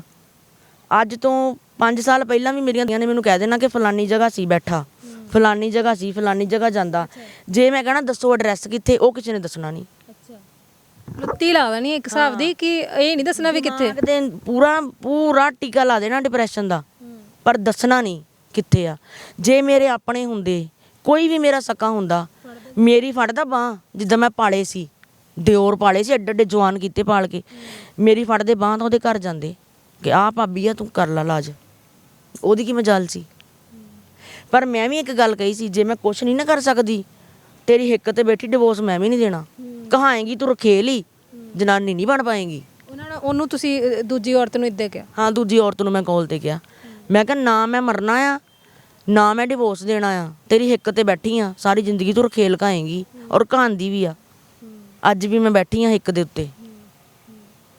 ਫਿਰ ਉਧਰੋਂ ਛੁਟਕਾਰਾ ਕਿੱਦਾਂ ਹੁੰਦਾ ਹਸਬੈਂਡ ਦਾ? ਉਧਰੋਂ ਛੁਟਕਾਰਾ ਇੱਦਾਂ ਹੁੰਦਾ ਕਿ ਲੋਕਡਾਊਨ ਦਾ ਸਮਾਂ ਆਇਆ, ਲੋਕਡਾਊਨ ਦੇ ਵਿੱਚ ਤਾਂ ਵੱਡੇ ਬਰਬਾਦ ਹੋ ਗਏ। ਅਸੀਂ ਕੀ ਚੀਜ਼ ਆ ਲੋਕਡਾਊਨ ਦੇ ਵਿੱਚ ਬਿਜ਼ਨਸ, ਕਿਉਂਕਿ 2 ਸਾਲ ਤੁਹਾਨੂੰ ਪਤਾ ਕੰਮ ਬੰਦ ਰਿਹਾ। ਜਿੱਥੇ ਅਗਲੀ ਨੂੰ 20,000 ਜੇਬ 'ਚ ਪਾ ਕੇ ਜਾਣਾ, ਸ਼ਾਮ ਨੂੰ ਅਗਲੀ ਨੇ ਸ਼ਰਾਬੀ ਹੋਏ ਦੀ ਜੇਬ 'ਚੋਂ ਕਦੀ 10,000 ਕੱਢ ਲੈਣਾ, ਕਦੀ 15 ਕੱਢ ਲੈਣਾ, ਠੀਕ ਆ। ਤੇ ਉੱਥੇ ਅਗਲੀ ਨੂੰ ਕੁਛ ਵੀ ਨਾ ਮਿਲਣਾ 2 ਸਾਲਾਂ 'ਚ। ਤੇ ਅਗਲੀ ਨੂੰ ਫਿਰ ਪਤਾ ਲੱਗ ਗਿਆ ਕਿ ਹਾਂ ਕੰਮਕਾਰ ਜ਼ੀਰੋ ਹੋ ਗਿਆ। ਚਲੋ ਬਾਬੇ ਨੇ ਕਰਜ਼ਾਈ ਤਾਂ ਨਹੀਂ ਕੀਤਾ, ਪਰ ਜੋ ਸੀਗਾ ਨਾ ਮਿੱਟੀ ਹੋ ਗਿਆ। ਔਰ ਮੈਨੂੰ ਇਹਦੀ ਕੋਈ ਵੀ ਦਿੱਕਤ ਨਹੀਂ ਸੀ, ਕਿਉਂਕਿ ਮੈਂ ਤਾਂ ਫਕੀਰ ਬੰਦਾ, ਮੈਂ ਤਾਂ ਵੈਸੇ ਹੀ ਨਹੀਂ ਮੈਨੂੰ ਪਰਵਾਹ ਪ੍ਰੋਪਰਟੀਆਂ ਦੀ। ਕਿਉਂਕਿ ਇੱਕ ਕਹਿੰਦੇ ਨੇ ਜਿਹਨੂੰ ਨਾਮ, ਜਿਹੜਾ ਬੰਦਾ ਨਾਮਾਂ ਦਾ ਦੀਵਾਨਾ ਹੁੰਦਾ ਨਾ, ਉਹਨੂੰ ਕਿਸੇ ਚੀਜ਼ ਦੀ ਲੋੜ ਨਹੀਂ ਹੁੰਦੀ। ਉਹ ਨਾਮ ਭਾਵੇਂ ਪਰਮਾਤਮਾ ਦਾ ਹੋਵੇ, ਭਾਵੇਂ ਉਹ ਆਪਣਾ ਨਾਮ ਹੋਵੇ। ਮੇਰਾ ਇਸ ਟਾਈਮ ਇੰਨਾ ਕੁ ਹੋ ਚੁੱਕਿਆ ਸੀਗਾ, ਦੁਨੀਆ ਮੇਰੇ ਤੋਂ ਇੰਨੀ ਕੁ ਪ੍ਰੇਰਿਤ ਹੋ ਚੁੱਕੀ ਸੀ, ਔਰਤਾਂ ਮੇਰੀਆਂ ਇੰਨੀਆਂ ਦੀਵਾਨੀਆਂ ਹੋ ਚੁੱਕੀਆਂ ਸੀ ਕਿ ਮੈਨੂੰ ਕੁਛ ਵੀ ਨਹੀਂ ਚਾਹੀਦਾ ਸੀ। ਲੋਕਡਾਊਨ ਦੇ ਵਿੱਚ ਬਰਬਾਦੀ ਪੂਰੀ ਹੋ ਗਈ। ਅਗਲੀ ਨੇ ਠੁੱਡ ਮਾਰ ਕੇ ਕੱਢਿਆ, 4 ਬੰਦੇ ਇਕੱਠੇ ਕਰਕੇ ਕਿ ਇੱਥੇ ਨਹੀਂ ਵੜਨਾ। ਉਸ ਤੋਂ ਬਾਅਦ ਡਿਸਟਰਬ ਹੋ ਗਏ ਮੈਂਟਲੀ ਡਿਸਟਰਬ ਹੋ ਗਏ। ਹੁੰਦਾ ਹੀ ਆ ਬੰਦੇ ਨੇ 30-40 ਲੱਖ ਰੁਪਇਆ ਖਰਾਬ ਕੀਤਾ ਹੋਵੇ, ਪ੍ਰਾਪਰਟੀ ਵੀ ਲੈ ਕੇ ਦਿੱਤੀ ਹੋਵੇ। ਅੱਛਾ, ਪ੍ਰਾਪਰਟੀ ਵੀ ਲੈ ਕੇ ਪ੍ਰਾਪਰਟੀ ਵੀ ਲੈ ਕੇ ਦਿੱਤੀ ਸੀ ਅੱਛਾ, ਕਿੰਨੇ ਕਿੰਨੇ ਲੱਖਾਂ ਦੀ ਲੈ ਕੇ ਦਿੱਤੀ ਸੀ? ਉਹਨੂੰ। ਜਿੱਦਾਂ ਘੱਟੋ ਘੱਟ ਉਸ ਟਾਈਮ 15 ਕੁ ਲੱਖ ਦੀ ਲੈ ਕੇ ਦਿੱਤੀ ਹੋਊਗੀ, ਤਾਂ ਹੁਣ ਦੇਖੋ 15 ਸਾਲ ਬਾਅਦ ਕਿੰਨੇ ਦੀ ਹੋਊਗੀ। ਤੁਸੀਂ ਕਦੀ ਇਤਰਾਜ਼ ਨਹੀਂ ਕੀਤਾ? ਕਿਉਂਕਿ 2 ਬੱਚੇ ਸੀ ਤੁਹਾਡੇ, ਉਹਨਾਂ ਨੂੰ ਪੜਾਉਣਾ, ਉਹਨਾਂ ਦਾ ਫਿਊਚਰ। ਮੈਂ ਤੁਹਾਨੂੰ ਦੱਸਦੀ ਹਾਂ ਕਿ ਮੇਰੇ ਤੇ ਉਸ ਟਾਈਮ ਇਦਾਂ ਦੇ ਹਾਲਾਤ ਸੀ ਕਿ ਮੈਨੂੰ ਸਿਰਫ ਸਾਹ ਕੀਮਤੀ ਸੀ। ਮੈਨੂੰ ਸਿਰਫ ਸਾਹ ਕੀਮਤੀ, ਹੋਰ ਕਿਸੇ ਚੀਜ਼ ਦੀ ਮੇਰੇ ਲਈ ਵੈਲਿਊ ਨਹੀਂ ਸੀ। ਮੈਂ ਨਹੀਂ ਕਹਿੰਦੀ ਕਿ ਇਹਨੇ ਮੈਨੂੰ ਕੁਛ ਨਹੀਂ ਦਿੱਤਾ। ਮੇਰੇ ਹਸਬੈਂਡ ਨੇ, ਮੈਂ ਉਹਨੂੰ ਕਿਹਾ ਸੀ ਕਿ ਤੂੰ ਮੇਰਾ ਦੋਸਤ ਤਾਂ ਰਹਿ ਸਕਦਾ ਨਾ, ਅੱਛਾ ਤੂੰ ਮੈਨੂੰ ਜਨਾਨੀ ਨਾ ਸਮਝ। ਅੱਛਾ, ਜਦੋਂ ਉਹਨਾਂ ਦਾ ਰਿਲੇਸ਼ਨ ਹੁੰਦਾ ਤਾਂ ਤੁਸੀਂ ਇੰਨੀ ਗੱਲ ਕਰਨੀ ਜੀ। ਮੈਂ ਕਿਹਾ ਮੈਨੂੰ ਕੁੱਟ ਮਾਰਨਾ, ਮੈਨੂੰ ਬੱਚਿਆਂ ਦਾ ਭਵਿੱਖ ਦੇਖ ਲੈਣ ਦੇ। ਰੱਬ ਨੇ ਮੈਨੂੰ 2 ਹੀਰੇ ਦਿੱਤੇ ਆ, ਤੂੰ ਮੈਨੂੰ ਔਰਤ ਪਤਨੀ ਨਾ ਸਮਝ। ਬੇਸ਼ੱਕ ਤੂੰ ਜਾ ਜੋ ਮਰਜ਼ੀ ਕਰ, ਮੈਨੂੰ ਕੁਝ ਵੀ ਨਾ ਦੇ, ਬਸ ਮੈਨੂੰ ਆਪਣਾ ਦੋਸਤ ਸਮਝ ਲਾ, ਮੈਨੂੰ ਜ਼ਿੰਦਗੀ ਦੇ ਦੇ। ਮੈਂ ਕਿਹਾ ਤੂੰ ਮੁੜੇਗਾ ਪੱਥਰ ਚੱਟ ਕੇ, ਠੀਕ ਆ। ਇਸ ਟਾਈਮ ਮੈਂ ਤੇਰੀ ਫਿਰ ਵੀ ਕਦਰ ਕਰਦੀ ਕਿ ਇਹ ਵੀ ਤੈਨੂੰ ਬਿਮਾਰੀ ਲੱਗੀ ਆ, ਇੱਥੇ ਵੀ ਮੈਂ ਤੇਰਾ ਸਾਥ ਦਊਂਗੀ। ਉਹ ਸਮਝਿਆ ਤੁਸੀਂ ਇਹਨੂੰ? ਕੁੱਟਣਾ ਮਾਰਨਾ ਬੰਦ ਕਰਤਾ ਸੀ ਉਹ ਬੰਦੇ ਨੇ। ਫਿਰ ਜਦੋਂ ਤੁਸੀਂ ਇਹ ਗੱਲ ਕਿੰਨੇ ਵੀ ਦੋਸਤ ਗੱਲ ਕਹੀ ਕਿ ਮੈਨੂੰ ਇੱਕ ਦੋਸਤ ਸਮਝ ਲਾ, ਤੇ ਮੇਰੀ ਕੁੱਟ ਮਾਰ ਨਾ ਕਰ। ਕੱਲ ਨੂੰ ਮੈਨੂੰ ਕੁਛ ਹੋ ਗਿਆ, ਮੇਰੇ ਬੱਚਿਆਂ ਦਾ ਕੋਈ ਨਹੀਂ। ਕਿਉਂਕਿ ਜਦ ਤੱਕ ਮੈਂ ਇਕੱਲੀ ਸੀ ਤਦ ਤੱਕ ਮੇਰੇ ਬੱਚਿਆਂ ਦੀ ਕੇਅਰ ਕਰਦੇ ਸੀ ਸੱਸ ਸਹੁਰਾ। ਮੇਰੀ ਸੱਸ ਪੂਰੇ ਹੋਣ ਦੀ ਦੇਰ ਹੋਈ, ਮੇਰੇ ਸਹੁਰੇ ਨੇ ਬੁਲਾਉਣਾ ਬੰਦ ਕਰਤਾ ਸਾਨੂੰ ਸਾਰਿਆਂ ਨੂੰ। ਕਿਉਂਕਿ ਉਹਨੂੰ ਰੋਟੀ ਤੋਂ ਸੀਗਾ ਮਤਲਬ, ਰੋਟੀ ਪਕਾਉਣ ਵਾਲੀ ਉਹਦੇ ਕੋਲ ਸੀਗੀ ਨੂੰ, ਠੀਕ ਹੈ ਨਾ। ਤੇ ਸਾਤੋਂ ਅਗਲੇ ਨੇ ਕੀ ਲੈਣਾ ਸੀ? ਕਿਉਂਕਿ ਮਾਤਾ ਜਿਹੜੀ ਸੀ ਮੇਰੀ ਸੱਸ ਮਾਤਾ, ਉਹ 2 ਨੂੰਹਾਂ ਹੋਣ ਤੋਂ ਬਾਅਦ ਮੇਰੀ ਕੀਮਤ ਸਮਝ ਚੁੱਕੀ ਸੀ। ਉਹ ਆਪਣੇ ਕੁੜਮਾਂ ਨੂੰ ਕਹਿੰਦੀ ਹੁੰਦੀ ਸੀ ਮੇਰੀ ਦਲਜੀਤ ਵਰਗਾ ਕੋਈ ਹੋ ਹੀ ਨਹੀਂ ਸਕਦਾ। ਮੈਂ ਆਪਣੀ ਦਲਜੀਤ ਨੂੰ ਕੁੱਟ ਵੀ ਲੈਂਦੀ ਸੀ। ਹਾਂ, ਐਦਾਂ ਕਹਿੰਦੀ ਹੁੰਦੀ ਸੀ ਉਹ। ਔਰ ਜਦੋਂ ਉਹ ਪੂਰੇ ਵੀ ਮੇਰੇ ਹੱਥਾਂ 'ਚ ਹੋਏ, ਦੇਖ ਲਓ ਮੇਰੇ ਹੱਥਾਂ 'ਚ ਹੱਥ ਸੀ ਉਹਨਾਂ ਦਾ। ਸਾਰੀ ਜ਼ਿੰਦਗੀ ਦੇ ਲੋਕ ਨੇ ਮੇਰੀ ਕਦਰ ਨਹੀਂ ਕੀਤੀ। ਜਦੋਂ ਉਹਨਾਂ ਨੂੰ ਸਮਝ ਆਈ ਵੀ ਆਹ ਹੁੰਦੀਆਂ ਨੂੰਹਾਂ, ਫਿਰ ਉਹਨੂੰ ਮੇਰੀ ਕਦਰ ਹੋਈ। ਫਿਰ ਮੇਰੀਆਂ ਦੋਨਾਂ ਦਰਾਣੀਆਂ ਸਾਹਮਣੇ ਉਹ ਮੇਰੇ ਤੋਂ ਮਾਫੀਆਂ ਮੰਗਦੇ ਹੁੰਦੇ, ਦਲਜੀਤ ਮੈਨੂੰ ਮਾਫ ਕਰ ਦੇ, ਮੈਂ ਤੇਰੇ ਨਾਲ ਬਹੁਤ ਕੀਤੀਆਂ। ਤਾਂ ਮੈਂ ਜੱਫੀ ਪਾ ਕੇ ਕਹਿਣਾ ਕੋਈ ਗੱਲ ਨਹੀਂ ਮੰਮਾ, ਵਕਤ ਮਾੜਾ ਹੁੰਦਾ, ਬੰਦਾ ਮਾੜਾ ਨਹੀਂ ਹੁੰਦਾ। ਮੈਂ ਅੱਜ ਵੀ ਕਹਿੰਦੀ ਹਾਂ, ਮੈਂ ਆਪਣੇ ਹਸਬੈਂਡ ਨੂੰ ਕਹਿੰਦੀ, ਮੈਂ ਕਿਹਾ ਬੰਦਾ ਮਾੜਾ ਨਹੀਂ ਹੁੰਦਾ, ਸਮਾਂ ਮਾੜਾ ਹੁੰਦਾ। ਤੇਰਾ ਸਮਾਂ ਖਰਾਬ ਨਹੀਂ ਸੀ, ਮੇਰਾ ਖਰਾਬ ਸੀ। ਮੈਨੂੰ ਤਾਂ ਕੋਈ ਘਾਟਾ ਨਹੀਂ ਪਿਆ। ਮੈਨੂੰ ਅੱਜ ਵੀ, ਮੈਂ ਖੁਰਾਣਾ ਦੀ ਨੂੰਹ ਬੋਲਦੀ ਹਾਂ, ਅੱਜ ਵੀ ਮੈਂ ਘਰ ਦੇ ਵਿੱਚ ਬੈਠੀ ਹਾਂ। 2 ਬੱਚੇ ਮੇਰੇ ਐਡੇ ਸ਼ੇਰਾਂ ਵਰਗੇ, ਉਹਨਾਂ ਦਾ ਵੀ ਨਾਮ ਅਲੱਗ ਵਾ। ਅੱਜ ਵੀ ਮੇਰਾ ਹਸਬੈਂਡ ਮੇਰੇ ਕੋਲ ਹੀ ਬੈਠਾ ਵਾ। ਘਾਟਾ ਕਿਹਨੂੰ ਪਿਆ? ਉਹ ਦੂਜੀ ਔਰਤ ਨੂੰ, ਜਿਹੜੀ ਇੱਧਰ ਦੀ ਰਹੀ ਨਾ ਉੱਧਰ ਦੀ ਰਹੀ। ਜਦੋਂ ਡਿਪਰੈਸ਼ਨ ਹੁੰਦਾ ਉਦੋਂ ਵੀ ਤੁਸੀਂ ਕੇਅਰ ਕਰਦੇ ਹੋ? ਫਿਰ ਜਦੋਂ ਡਿਪਰੈਸ਼ਨ ਹੁੰਦਾ ਵਾ ਤੇ ਫਿਰ ਹੁਣ ਦੇਖੋ, ਜਿਹੜਾ ਬੰਦੇ ਤੋਂ ਕਲਮ ਆ ਨਾ, ਉਹ ਬੰਦੇ ਤੋਂ ਅਲੱਗ ਸੋਝੀ ਹੁੰਦੀ ਆ। ਪਰਮਾਤਮਾ ਦੀ ਉੱਥੇ ਖਾਸ ਮਿਹਰ ਹੁੰਦੀ ਆ। ਮੈਨੂੰ ਪਤਾ ਲੱਗ ਗਿਆ ਸੀ ਇਹ ਬੰਦਾ ਮੈਂਟਲੀ ਡਿਸਟਰਬ ਹੋ ਗਿਆ, ਕਿਉਂਕਿ ਮੈਂ ਇਹਦੀਆਂ ਸੁਣ ਲਈਆਂ ਸੀਗੀਆਂ, ਕੋਲਾਂ ਸੁਣ ਲਈਆਂ ਸੀ। ਉੱਥੋਂ ਮੈਨੂੰ ਪਤਾ ਲੱਗ ਗਿਆ ਸੀਗਾ ਵੀ ਇਹਦਾ ਉੱਧਰੋਂ ਇਹਨੂੰ ਧੱਕਾ ਪੈ ਚੁੱਕਿਆ। ਤੇ ਫਿਰ ਮੈਨੂੰ ਡਾਕਟਰ ਆਪਣੇ ਪੰਕਜ ਹੈ ਦਿਮਾਗ ਦੇ DMC 'ਚ, ਉਹਨਾਂ ਕੋਲ ਲੈ ਗਈ। ਉਹਨਾਂ ਨੇ ਕਿਹਾ ਕਿ ਥੋੜਾ ਮੈਂਟਲੀ ਡਿਸਟਰਬ ਹੈ, ਇਹਨਾਂ ਨੂੰ ਦਵਾਈ ਖਵਾਉਣੀ ਪੈਣੀ। ਇਹਨਾਂ ਨੂੰ ਮੈਂ ਦੇ ਲਓ 1.5 ਸਾਲ ਹੋ ਗਿਆ ਇਹਨਾਂ ਦੀ ਦਵਾਈ ਚੱਲਦੀ, ਅੱਜ ਵੀ ਮੈਂ ਦਵਾਈ ਖਵਾਉਂਦੀ ਹਾਂ। ਤੇ ਮੈਂ ਫਿਰ ਮਾੜੀ ਹਾਂ ਸਹੁਰੇ ਦੀ ਨਿਗਾਹ 'ਚ। ਕਿਉਂ? ਕਿਉਂਕਿ ਉਹ ਲਿਖਣਾ, ਬਾਹਰ ਜਾਣਾ ਇੱਦਾਂ ਪਸੰਦ ਨਹੀਂ ਕਰਦੇ ਸੀ। ਅੱਛਾ, ਹੁਣ ਵੀ। ਤੇ ਮੇਰੀ ਆਦਤ ਆ ਕਿ ਮੈਂ ਸ਼ੁਰੂ ਤੋਂ ਮੇਰੀ ਆਦਤ ਆ, ਮੈਂ ਜੈਂਡਰ ਨੂੰ ਮਾਇਨੇ ਨਹੀਂ ਰੱਖਦੀ। ਮੈਨੂੰ ਇਹ ਹੁੰਦਾ ਕਿ ਹਾਂ ਮੇਰੇ ਅੱਗੇ ਕੋਈ ਸ਼ਖਸੀਅਤ ਖੜੀ ਆ, ਚਾਹੇ ਔਰਤ ਆ ਚਾਹੇ ਮਰਦ ਆ, ਇੱਕ ਬਰਾਬਰ ਆ ਮੇਰੇ ਲਈ। ਮੈਨੂੰ ਪਤਾ ਮੈਂ ਕਿੱਦਾਂ ਚੱਲਣਾ, ਕਿਉਂਕਿ ਔਰਤ ਇੱਕ ਅਪਾਰ ਸ਼ਕਤੀ ਆ। ਕਿਸੇ ਦੀ ਔਕਾਤ ਨਹੀਂ ਕੋਈ ਉਹਨੂੰ ਉਂਗਲ ਵੀ ਕਰ ਜੇ, ਪਰ ਉਹਦੇ 'ਚ ਦਮ ਹੋਣਾ ਚਾਹੀਦਾ। ਤੁਸੀਂ ਦੱਸਦੇ ਸੀਗੇ ਕਿ ਤੁਹਾਡੇ ਤੋਂ ਵਿਆਹ ਵਾਲੇ ਦਿਨ ਵਿਆਹ ਜਦੋਂ ਤੁਹਾਡਾ ਹੋਇਆ ਸੀ, ਉਦੋਂ ਤੁਹਾਡੇ ਕੋਲ ਬਰੀ ਲੈ ਲਈ, 20 ਸਾਲ ਬਾਅਦ ਬਰੀ ਦਿੱਤੀ। ਮੈਂ ਜਦੋਂ ਮੇਰੀ ਮੈਰਿਜ ਹੋਈ, ਮੇਰੇ ਵਿਆਹ ਨੂੰ ਹਜੇ 8-10 ਦਿਨ ਹੋਏ ਸਨ। ਮੈਂ ਤਾਂ ਮੇਰੇ ਪੇਕਿਆਂ ਵਾਲੇ ਕੱਪੜਿਆਂ ਦਾ ਅਟੈਚੀ ਮੇਰੇ ਕਮਰੇ 'ਚ ਰੱਖ ਦਿੱਤਾ, ਤਾਂ ਆਪਣਾ ਅਟੈਚੀ ਚੱਕ ਕੇ ਲੈ ਗਈ ਸੀ। ਅੱਛਾ, ਮੇਰੀ ਸੱਸ। ਤੇ ਉਹ ਮੈਨੂੰ ਅੱਜ ਤੱਕ ਮੈਂ ਦੇਖੇ ਨਹੀਂ ਸੀਗੇ। ਫਿਰ ਜਦੋਂ ਇਹਨਾਂ ਨੂੰ ਅਹਿਸਾਸ ਹੋਇਆ 2 ਪੁੱਤ ਵਿਆਹੁਣ ਤੋਂ ਬਾਅਦ, ਫਿਰ ਮੈਨੂੰ ਜਦੋਂ ਇਹਨੇ ਮੇਰੀ ਦਰਾਣੀ ਦੇ ਹੱਥ ਬਰੀਆਂ ਭੇਜੀਆਂ, ਮੇਰੀਆਂ ਸਾੜੀਆਂ ਚੂੜੀਆਂ। ਹੁਣ ਅੱਗ ਤਾਂ ਦੇਖੋ ਲੱਗਦੀ ਆ, ਕਿਉਂਕਿ ਜਵਾਨੀ ਤਾਂ ਨਿਕਲ ਗਈ। ਤੇ ਮੈਂ ਉਹ ਫਿਰ ਦੂਜੀ ਮੰਜ਼ਲ ਤੋਂ ਚੱਕ ਕੇ ਥੱਲੇ ਮਾਰੀਆਂ ਸੀ ਕਿ ਜਿਹਨੂੰ ਮਰਜ਼ੀ ਦੇ ਦਿਓ, ਮੈਨੂੰ ਨਹੀਂ ਚਾਹੀਦੀਆਂ। ਹੁਣ ਕੀ ਕਰਨੀ ਆ? ਤੁਸੀਂ ਇਹ ਵੀ ਦੱਸਦੇ ਸੀਗੇ ਕਿ ਪਹਿਲਾਂ ਰਿਸ਼ਤੇਦਾਰ ਕਹਿੰਦੇ ਹੁੰਦੇ ਸੀ ਇਹਨੂੰ ਲਾਉਣਾ ਪਾਉਣਾ ਨਹੀਂ ਆਉਂਦਾ, ਤੇ ਹੁਣ ਜੇ ਲਾਉਂਦੀ ਪਾਉਂਦੀ ਆ, ਹੁਣ ਲਾਉਣਾ ਪਾਉਣਾ ਆਉਂਦਾ, ਤਾਂ ਕਹਿੰਦੇ ਜਵਾਨੀ ਆ ਗਈ ਇਹਨੂੰ। ਬਿਲਕੁਲ ਮੈਂ ਤੁਹਾਨੂੰ ਦੱਸਦੀ ਹਾਂ, ਮੈਨੂੰ ਮੇਰੇ ਸਹੁਰੇ ਬੇਸ਼ੱਕ ਮੇਰੇ ਖਿਲਾਫ ਨਾ ਆਉਂਦੇ, ਪਰ ਉਹਨਾਂ ਨੇ ਕੰਨ ਰਿਸ਼ਤੇਦਾਰੀ ਨੇ ਇੰਨੇ ਭਰੇ ਸੀ ਨਾ ਕਿ ਉਹ ਕਹਿੰਦੇ ਹੁੰਦੇ ਜੋ ਬੰਦੇ ਨੂੰ ਸ਼ੀਸ਼ਾ ਦਿਖਾਇਆ ਜਾਵੇ ਨਾ, ਬੰਦਾ ਉਹੀ ਦੇਖਦਾ। ਇਹ ਸੋਹਣੀ ਨਹੀਂ, ਇਹਨੂੰ ਪਾਣਾ ਲਾਣਾ ਨਹੀਂ ਆਉਂਦਾ, ਇਹ ਰਿਸ਼ਤੇਦਾਰੀ 'ਚ ਖੜਨ ਦੇ ਕਾਬਲ ਨਹੀਂ। ਅੱਜ ਮੈਂ ਸ਼ਰੇਆਮ ਕਹਿੰਦੀ ਹਾਂ ਕਿ ਰਿਸ਼ਤੇਦਾਰੀ ਮੇਰੇ ਕਾਬਲ ਨਹੀਂ। ਤੇ ਮੇਰੀ ਸੱਸ ਫਿਰ ਮੂੰਹ ਤੇ ਕਹਿੰਦੀ ਹੁੰਦੀ ਸੀ ਕਿ ਚਾਹੇ ਕੋਈ ਜਿੰਨਾ ਮਰਜ਼ੀ ਪਾ ਲੇ, ਦਲਜੀਤ ਹੀ ਆ, ਉਹਨੂੰ ਕੱਪੜਾ ਪਾਇਆ ਲਾਇਆ ਜੱਚਦਾ। ਕਿਤਾਬਾਂ 'ਚ ਬਹੁਤ ਦਰਦ ਬਿਆਨ ਕੀਤਾ, ਕਦੀ ਇਹ ਦਰਦ ਅੱਖਾਂ 'ਚੋਂ ਵੀ ਨਿਕਲਿਆ ਹੰਝੂਆਂ ਦੇ ਰੂਪ 'ਚ? ਬਹੁਤ, ਪਰ ਕਿਸੇ ਦੇ ਸਾਹਮਣੇ ਨਹੀਂ, ਇਕੱਲੇ ਬਹਿ ਕੇ। ਹੁਣ ਆ ਪਰਸੋਂ 4-5 ਦਿਨ ਹੀ ਹੋ ਗਏ ਆ, ਕਿਸੇ ਭੈਣ ਦਾ ਫੋਨ ਆਇਆ ਤੇ ਉਹ ਕਹਿੰਦੀ ਮੈਂ ਵੀ ਬਿਮਾਰ ਸੀ, ਮੇਰੀ ਤਬੀਅਤ ਖਰਾਬ ਸੀ, ਥੋੜਾ ਖੂਨ 'ਚ ਇਨਫੈਕਸ਼ਨ ਹੋਈ ਤੇ ਮੈਂ ਬੜਾ ਦੱਬੀ ਜੀ ਆਵਾਜ਼ ਵਿੱਚ ਬੋਲੀ। ਅੱਗੋਂ ਕਹਿੰਦੀ ਮੈਨੂੰ ਦੀਦੀ ਤੁਹਾਡੀ ਸਪੋਰਟ ਦੀ ਲੋੜ ਆ। ਨਾਲੇ ਮੈਂ ਕਿਹਾ ਹਾਂਜੀ ਬੋਲੋ, ਮੈਂ ਖੜੀ ਆ। ਨਾਲ ਹੀ ਮੇਰੀ ਟੋਨ ਚੇਂਜ ਹੋ ਗਈ ਕਿ ਅਗਲੇ ਨੂੰ ਹਿੰਮਤ ਦੇਣ ਲਈ ਮੈਂ ਆਪਣਾ ਦਰਦ ਛੁਪਾ ਲੈਂਦੀ ਆ। ਇੰਨਾ ਕੁ ਪਰਮਾਤਮਾ ਨੇ ਸੇਵਾ ਲਾਈ ਨਾ ਜਿਹੜੀ, ਉਹ ਨਿਭਾਈ ਜਾਂਦੀ ਆ। ਇੱਕ ਸਵਾਲ ਹੁੰਦਾ ਨਾ, ਮੈਂ ਕਿਉਂ? ਅਸੀਂ ਅਕਸਰ ਜਦੋਂ ਸਾਨੂੰ ਕੋਈ ਤਕਲੀਫ ਹੁੰਦੀ ਤਾਂ ਅਸੀਂ ਰੱਬ ਨੂੰ ਪੁੱਛਦੇ ਹਾਂ ਕਿ ਮੈਂ ਹੀ ਕਿਉਂ, ਇਹ ਦਰਦ ਲਈ ਮੈਂ ਹੀ ਕਿਉਂ ਚੁਣਿਆ, ਮੈਨੂੰ ਹੀ ਕਿਉਂ ਚੁਣਿਆ?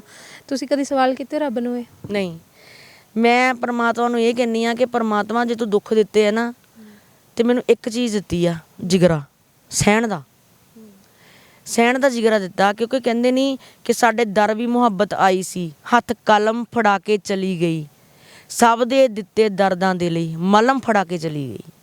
ਕੀ ਬਾਤ ਹੈ ਕਿ ਜੇ ਪਰਮਾਤਮਾ ਨੇ ਦੁੱਖ ਦਿੱਤੇ, ਨਾਲ ਕਲਮ ਐਸੀ ਚੀਜ਼ ਦਿੱਤੀ ਆ, ਇਹ ਦੁੱਖਾਂ ਦਾ ਦਾਰੂ ਆ। ਬੰਦਾ ਆਪਣਾ ਸਾਰਾ ਦਰਦ ਬਿਆਨ ਕਰ ਲੈਂਦਾ ਇਹਦੇ ਵਿੱਚ, ਔਰ ਜਿਹੜਾ 100 ਲੋਕਾਂ ਨਾਲ ਮੈਚ ਕਰਦਾ।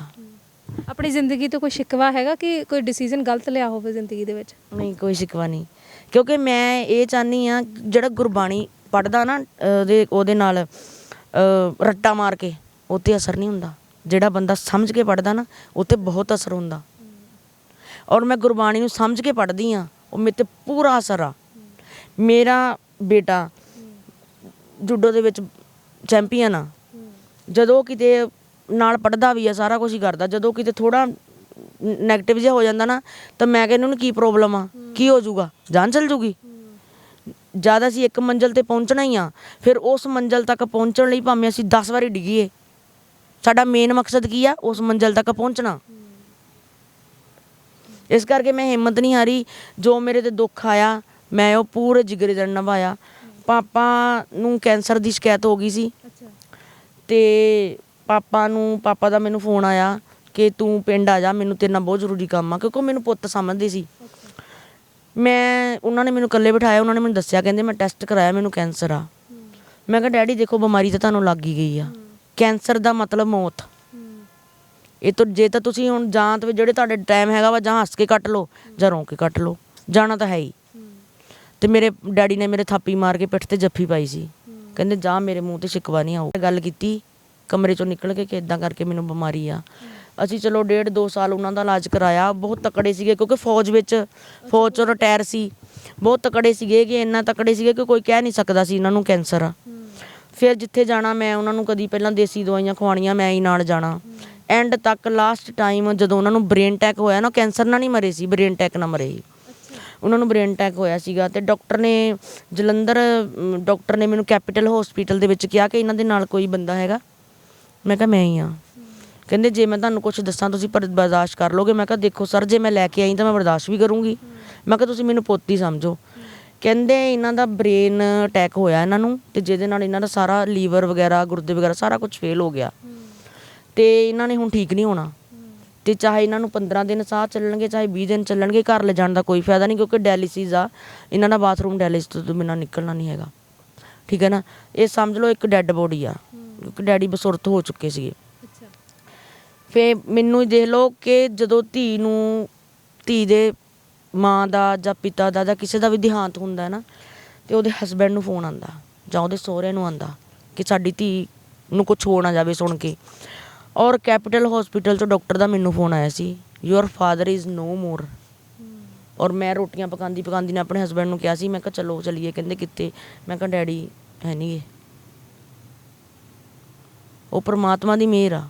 ਮੈਂ ਕਹਿੰਦੀ ਹਾਂ ਕਿ ਜੇ ਮੇਰੇ ਪਰਮਾਤਮਾ ਨੇ ਮੈਨੂੰ ਸੱਚ ਦੇ ਨਾਲ ਖੜਨ ਦਾ, ਸੱਚ ਦੇ ਨਾਲ ਚੱਲਣ ਦਾ, ਸੱਚ ਨੂੰ ਸਮਝਣ ਦਾ ਜਿਗਰਾ ਦਿੱਤਾ ਨਾ, ਤਾਂ ਮੈਂ ਉਹਦਾ ਬਹੁਤ ਬਹੁਤ ਧੰਨਵਾਦ ਪਰਮਾਤਮਾ ਦਾ ਕਰਦੀ ਹਾਂ ਕਿ ਹਾਂ, ਜੇ ਤੂੰ ਦੁੱਖ ਵੀ ਦਿੱਤੇ ਨਾ, ਤਾਂ ਨਾਲ ਮੈਨੂੰ ਹੱਲ ਵੀ ਦਿੱਤੇ। ਕਿਹੜੀ ਕਿਤਾਬ ਤੁਸੀਂ ਹੁਣ ਤੱਕ ਲਿਖ ਚੁੱਕੇ ਹੋ? ਹਾਂਜੀ, ਮੇਰੇ 8 ਤੋਂ 9 ਸਾਂਝੇ ਸੰਗ੍ਰਹਿ ਆਏ ਨੇ, ਤੇ ਜਿਵੇਂ ਪਰੀਆਂ ਦੀ ਦਾਸਤਾਨ, ਤੇ ਸੰਦਲੀ ਵਰਕੇ ਹੋ ਗਏ, ਹੈ ਨਾ। ਤੇ ਹੋਰ ਆ ਮੇਰੀ ਆਪਣੀ ਪਰਸਨਲ ਕਿਤਾਬ ਆ ਜਿਹੜੀ ਮੇਰੀ ਜ਼ਿੰਦਗੀ 'ਤੇ ਆਧਾਰਿਤ ਆ। ਸਮਝ ਲਓ ਇਹਦੇ ਵਿੱਚ ਇੱਕ ਸੱਚ ਮੇਰੇ 'ਤੇ ਬੀਤਿਆ, ਰੂਹ ਦੀਆਂ ਚੀਸਾਂ।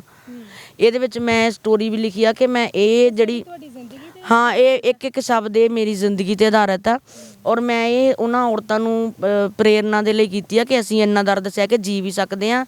ਔਰ ਇਸ ਕਿਤਾਬ ਦਾ ਮੈਨੂੰ ਬੈਨੀਫਿਟ ਇਹ ਵੀ ਮਿਲਿਆ ਕਿ ਇਸ ਕਿਤਾਬ ਨੂੰ ਪੜ੍ਹ ਕੇ ਕਈ ਬੱਚੇ ਲੇਖਕ ਬਣੇ ਆ, ਜਿਹਦੇ ਵਿੱਚੋਂ ਮੈਂ ਤੁਹਾਨੂੰ ਦੱਸਦੀ ਹਾਂ ਸੰਧਲੀ ਵਰਕੇ ਜਿਹੜੀ ਆ ਕਿਤਾਬ, ਇਹਦਾ ਜਿਹੜਾ ਸੰਪਾਦਕ ਆ ਜਸਪ੍ਰੀਤ ਸਿੰਘ ਜੱਸੀ, ਉਹਨਾਂ ਦੀ ਜ਼ਿੰਦਗੀ ਇੱਦਾਂ ਸੀ ਕਿ ਲੋਕਡਾਊਨ 'ਚੋਂ ਬਿਮਾਰ ਸੀਗੇ। ਮੇਰੀ ਕਿਤਾਬ ਰਿਲੀਜ਼ ਹੋ ਚੁੱਕੀ ਸੀ ਉਦੋਂ, ਅਤੇ ਉਹ ਮੇਰੀ ਕਿਤਾਬ ਉਹਨਾਂ ਤੱਕ ਪਹੁੰਚੀ ਸੀਗੀ। ਉਹ ਬਿਮਾਰ ਸੀ ਬਹੁਤ ਮੰਜੇ 'ਤੇ। ਉਹਨਾਂ ਨੇ ਆਪਣੀ ਇੰਟਰਵਿਊ ਦੇ ਵਿੱਚ ਵੀ ਕਿਹਾ ਕਿ ਮੈਂ ਸਿਮਰਨ ਧੁੱਗਾ ਦੀ ਕਿਤਾਬ ਪੜ੍ਹ ਕੇ ਹਿੰਮਤ ਕੀਤੀ ਕਲਮ ਚਲਾਉਣ ਦੀ, ਕਿ ਮੈਂ ਹੈਂਡੀਕੈਪਟ, ਮੇਰੀ ਜ਼ਿੰਦਗੀ ਦੇ ਵਿੱਚ ਇੰਨੇ ਦੁੱਖ ਸੀ ਕਿ ਮੈਂ ਉਹਨਾਂ ਨੂੰ ਬਿਆਨ ਨਹੀਂ ਕਰ ਰਿਹਾ ਸੀ, ਅੰਦਰੋਂ ਅੰਦਰ ਹੀ ਮਰ ਰਿਹਾ ਸੀ। ਜਦੋਂ ਮੈਂ ਧੁੱਗਾ ਜੀ ਦੀ ਕਿਤਾਬ ਪੜ੍ਹੀ ਅਤੇ ਉਦੋਂ ਮੈਂ ਕਿਹਾ ਕਿ ਜੇ ਉਹ ਔਰਤ ਹੋ ਕੇ ਆਪਣੇ ਦਰਦ ਲਿਖ ਸਕਦੀ ਤਾਂ ਮੈਂ ਕਿਉਂ ਨਹੀਂ ਲਿਖ ਸਕਦਾ। ਉਹਨੇ ਉੱਥੋਂ ਲਿਖਣਾ ਸ਼ੁਰੂ ਕੀਤਾ। ਅੱਜ ਮੁੰਡੇ ਦਾ ਨਾਮ ਹੈ ਇੱਕ, ਹਾਂਜੀ ਨਹੀਂ ਇਹ ਮੇਰੀ ਕਿਤਾਬ ਦਾ ਲੋਕ ਅਰਪਣ ਦਾ, ਇਹ ਮੈਂ ਤੁਹਾਡੇ ਲਈ ਲਿਆਈ ਹਾਂ ਤੁਹਾਨੂੰ ਸਨਮਾਨਿਤ ਕਰਨ ਵਾਸਤੇ। ਅਵਾਰਡ ਤਾਂ ਮੇਰੇ ਕੋਲ 3 ਕਮਰੇ ਅਵਾਰਡਾਂ ਦੇ ਭਰੇ ਨੇ, ਕਿ ਹੁਣ ਮੈਂ ਕਹਿੰਦੀ ਹੁੰਦੀ ਕਿ ਮੈਂ ਅਵਾਰਡ ਨਹੀਂ ਲੈਣਾ, ਤੁਸੀਂ ਹੋਰ ਕਿਸੇ ਦਾ ਸਾਰ ਦਿਓ, ਕਿਉਂਕਿ ਮੇਰੇ ਰੱਖਣ ਨੂੰ ਜਗ੍ਹਾ ਨਹੀਂ ਹੈਗੀ, ਇੰਨੇ ਅਵਾਰਡ ਮਿਲ ਚੁੱਕੇ। ਅਤੇ ਹੁਣ ਫਿਰ ਮੈਂ ਆਪਣੀਆਂ ਭੈਣਾਂ ਜਿਹੜੀਆਂ ਅੰਦਰ ਵੜੀਆਂ ਨੇ, ਬਹੁਤ ਵਧੀਆ ਸੋਸ਼ਲ ਮੀਡੀਆ 'ਤੇ ਮੇਰੇ ਨਾਲ ਜੁੜੀਆਂ ਨੇ, ਬਹੁਤ ਵਧੀਆ ਲਿਖਦੀਆਂ ਸੀ, ਉਹਨਾਂ ਨੂੰ ਪਲੇਟਫਾਰਮ ਦੇਣ ਵਾਸਤੇ ਮੈਂ ਇੱਕ ਪ੍ਰੋਗਰਾਮ ਕਰਵਾਇਆ ਮਾਣਮਤੀ ਪੰਜਾਬਣ, ਕਿਉਂਕਿ ਅਸੀਂ ਇੱਕ ਅਖਬਾਰ ਵੀ ਚਲਾ ਰਹੇ ਹਾਂ ਸ਼ਬਦ ਕਾਫਲਾ, ਅਤੇ ਉਹਦਾ ਅਸੀਂ ਅਦਾਰਾ ਬਣਾਇਆ। ਇਸ ਟਾਈਮ ਉਹਦਾ ਬੜਾ ਨਾਮ ਹੈ, ਔਨਲਾਈਨ ਪੇਪਰ ਆ ਜਿਹੜਾ ਅਸੀਂ ਹਰ ਹਫਤੇ ਨਵੇਂ ਕਲਾਕਾਰਾਂ ਨੂੰ ਮੌਕਾ ਦਿੰਦੇ ਹਾਂ, ਅਤੇ ਵਿੱਚ ਵੱਡੇ ਲੇਖਕਾਂ ਨੂੰ ਵੀ ਮੌਕਾ ਦਿੰਦੇ ਹਾਂ, ਤਾਂ ਕਿ ਛੋਟੇ ਜਿਹੜੇ ਵੱਡਿਆਂ ਤੋਂ ਸਿੱਖ ਸਕਣ ਅਤੇ ਵੱਡੇ ਛੋਟਿਆਂ ਨੂੰ ਆਸ਼ੀਰਵਾਦ ਦੇ ਸਕਣ। ਅਤੇ ਉਸ ਅਦਾਰੇ ਵੱਲੋਂ ਅਸੀਂ ਪ੍ਰੋਗਰਾਮ ਕਰਵਾਇਆ ਸੀ ਮਾਣਮਤੀ ਪੰਜਾਬਣ। ਉਹਦੇ ਵਿੱਚ ਅਸੀਂ 40 ਤੋਂ 50 ਕੁੜੀਆਂ ਨੂੰ, ਔਰਤਾਂ ਨੂੰ ਅਸੀਂ ਸਨਮਾਨਿਤ ਕੀਤਾ ਸੀ ਅਸੀਂ ਸਨਮਾਨਿਤ ਬਹੁਤ ਵਧੀਆ ਸ਼ੀਲਡ ਔਰ ਕਰਾਊਨ ਦੇ ਨਾਲ, ਕਿ ਤੁਸੀਂ ਸਾਹਿਤ ਦੇ ਵਿੱਚ ਕੁਛ ਹੋ, ਕਿਉਂਕਿ ਔਰਤ ਨੂੰ ਇਹ ਮਿਲਦੀ ਆ ਪ੍ਰੇਰਨਾ ਕਿ ਅੱਗੇ ਵਧਣ ਲਈ। ਅਤੇ ਉਹ ਬਹੁਤ ਸਾਡੀਆਂ ਸਾਰੀਆਂ ਭੈਣਾਂ ਖੁਸ਼ ਹੋਈਆਂ ਸੀਗੀਆਂ ਕਿ ਚਲੋ ਹਾਂ ਕਿਸੇ ਨੇ ਸਾਡੇ ਲਈ ਇਹ ਕੀਤਾ ਸੀ। ਮੈਮ ਬਹੁਤ ਬਹੁਤ ਸ਼ੁਕਰੀਆ, ਟਾਈਮ ਦਿੱਤਾ ਤੁਸੀਂ, ਆਪਣੀ ਜ਼ਿੰਦਗੀ ਦੇ ਬਹੁਤ ਸਾਰੇ ਵਰਕੇ ਫਰੋਲੇ ਨੇ। ਮੈਨੂੰ ਪੂਰੀ ਉਮੀਦ ਹੈ ਕਿ ਇਹ ਇੰਟਰਵਿਊ ਦੇਖ ਕੇ ਤੁਹਾਡੇ ਵਰਗੀਆਂ ਹੋਰ ਜਿਹੜੀਆਂ ਭੈਣਾਂ ਨੇ ਜਿਹੜੀਆਂ ਦੁੱਖਾਂ ਤਕਲੀਫਾਂ 'ਚੋਂ ਲੰਘ ਰਹੀਆਂ ਨੇ, ਉਹਨਾਂ ਲਈ ਇੱਕ ਪ੍ਰੇਰਨਾ ਬਣ ਸਕੇ, ਉਹਨਾਂ ਲਈ ਹੌਸਲਾ ਬਣ ਸਕੇ। ਬਹੁਤ ਬਹੁਤ ਸ਼ੁਕਰੀਆ ਗੱਲਬਾਤ ਕਰਨ ਲਈ। ਮੈਂ ਧੰਨਵਾਦ ਕਰਦੀ ਹਾਂ ਚੈਨਲ ਨਾਲ, ਅਤੇ ਮੈਂ ਆਪਣੀ ਇੱਕ ਸਾਂਝਾ ਸੰਗ੍ਰਹਿ ਸੰਧਲੀ ਵਰਕੇ ਦੇ ਰਹੀ ਹਾਂ, ਤਾਂ ਇੱਕ ਮੈਂ ਸਨਮਾਨ ਕਰ ਰਹੀ ਹਾਂ ਉਹਨਾਂ ਦਾ, ਮੈਂ ਆਪਣੀ ਇਹਦੇ ਸ਼ੀਲਡ ਦੇ ਨਾਲ। ਬਹੁਤ ਧੰਨਵਾਦ ਮੈਮ, ਬਹੁਤ ਬਹੁਤ ਸ਼ੁਕਰੀਆ। ਇਹ ਬਹੁਤ ਸੋਹਣਾ ਤੋਹਫਾ ਜਿਹੜਾ ਤੁਸੀਂ ਸਾਨੂੰ ਦਿੱਤਾ, ਮੈਂ ਜ਼ਰੂਰ ਪੜ੍ਹਾਂਗੀ ਅਤੇ ਜ਼ਰੂਰ ਤੁਹਾਨੂੰ ਜਿਹੜਾ ਹੈਗੇ ਰਿਵਿਊਜ਼ ਦੇਵਾਂਗੀ। ਠੀਕ ਹੈ ਜੀ। ਅਤੇ ਮੈਂ ਲਾਸਟ ਵਿੱਚ ਇੱਕ ਸ਼ੇਰ ਬੋਲਣਾ ਚਾਹੁੰਦੀ ਹਾਂ ਕਿ ਕੱਖੋਂ ਕਰਦੀ ਲੱਖ ਇਹ ਰੁਤਬਾ ਖੂਬ ਬਣਾ ਦਿੰਦੀ, ਕਲਮ ਕਵੀ ਨੂੰ ਦੁਨੀਆ ਦਾ ਮਹਿਬੂਬ ਬਣਾ ਦਿੰਦੀ। ਅਤੇ ਇੱਕ ਹੋਰ 2 ਲਾਈਨਾਂ ਕਹੂੰਗੀ ਕਿ ਸਾਜ਼ਿਸ਼ਾਂ 'ਚ ਬੈਰੀ ਕਾਮਯਾਬ ਹੁੰਦੇ ਨਹੀਂ, ਸਾਜ਼ਿਸ਼ਾਂ 'ਚ ਬੈਰੀ ਕਾਮਯਾਬ ਹੁੰਦੇ ਨਹੀਂ, ਜਿਹੜੇ ਬਣ ਜਾਂਦੇ ਨਾਮ ਉਹ ਖਰਾਬ ਹੁੰਦੇ ਨਹੀਂ। ਵਾਹ ਕੀ ਬਾਤ ਹੈ। ਤੁਹਾਡੀ ਸ਼ਾਇਰੀ ਸੁਣ ਕੇ ਨਾ ਲਾਈਨਾਂ ਤੇ ਬੰਦੇ ਦੇ ਵਿੱਚ ਜੋਸ਼ ਜਿਹੜਾ ਹੈ ਉਹ ਦੁੱਗਣਾ ਹੋ ਜਾਂਦਾ। ਬਿਲਕੁਲ ਬਹੁਤ ਬਹੁਤ ਧੰਨਵਾਦ ਕਰਦੀ ਹਾਂ ਮੈਂ ਆਪਣੇ ਜਿਹੜੇ ਮੈਨੂੰ ਪੜ੍ਹਦੇ ਨੇ, ਜਿਹੜੇ ਮੇਰੇ ਤੋਂ ਪ੍ਰੇਰਿਤ ਹੁੰਦੇ ਨੇ, ਸਾਰਿਆਂ ਨੂੰ ਮੇਰੇ ਵੱਲੋਂ ਬਹੁਤ ਬਹੁਤ ਪਿਆਰ। ਧੰਨਵਾਦ ਜੀ। ਸੋ ਜੀ ਇਹ ਸੀ ਸਾਡੇ ਨਾਲ ਸਿਮਰਨ ਕੌਰ ਧੁੱਗਾ। ਇਹਨਾਂ ਨੇ ਜ਼ਿੰਦਗੀ ਦੇ ਵਿੱਚ ਬਹੁਤ ਕੁਝ ਆਪਣੇ ਪਿੰਡੇ 'ਤੇ ਹੰਢਾਇਆ ਆ, ਬਹੁਤ ਦਰਦ ਝੱਲੇ ਨੇ, ਪਰ ਇੱਕ ਮਿਸਾਲ ਨੇ ਬਹੁਤ ਸਾਰੀਆਂ ਔਰਤਾਂ ਦੇ ਲਈ, ਅਤੇ ਬਹੁਤ ਹੀ ਸੋਹਣੀ ਸ਼ਖਸੀਅਤ ਹੈ। ਇਹਨਾਂ ਦੇ ਨਾਲ ਗੱਲਬਾਤ ਕਰਕੇ ਸਾਨੂੰ ਵੀ ਬਹੁਤ ਚੰਗਾ ਲੱਗਾ, ਅਤੇ ਉਮੀਦ ਇਹ ਕਰਦੀ ਹਾਂ ਕਿ ਇਹ ਇੰਟਰਵਿਊ ਤੁਹਾਨੂੰ ਵੀ ਬਹੁਤ ਚੰਗੀ ਲੱਗੀ ਹੋਊਗੀ, ਅਤੇ ਬਹੁਤ ਸਾਰੇ ਔਰਤਾਂ ਦੇ ਜਿਹੜੀ ਹੈ ਪ੍ਰੇਰਨਾ ਸਰੋਤ ਹੋਊਗੀ, ਮੋਟੀਵੇਸ਼ਨਲ ਹੋਊਗੀ। ਤੁਹਾਡੀ ਰਾਏ ਜਿਹੜੀ ਹੈ ਤੁਸੀਂ ਕਮੈਂਟ ਬਾਕਸ ਵਿੱਚ ਜ਼ਰੂਰ ਦਿਓ। ਮੈਨੂੰ ਦਿਓ ਇਜਾਜ਼ਤ। ਸਤਿ ਸ਼੍ਰੀ ਅਕਾਲ।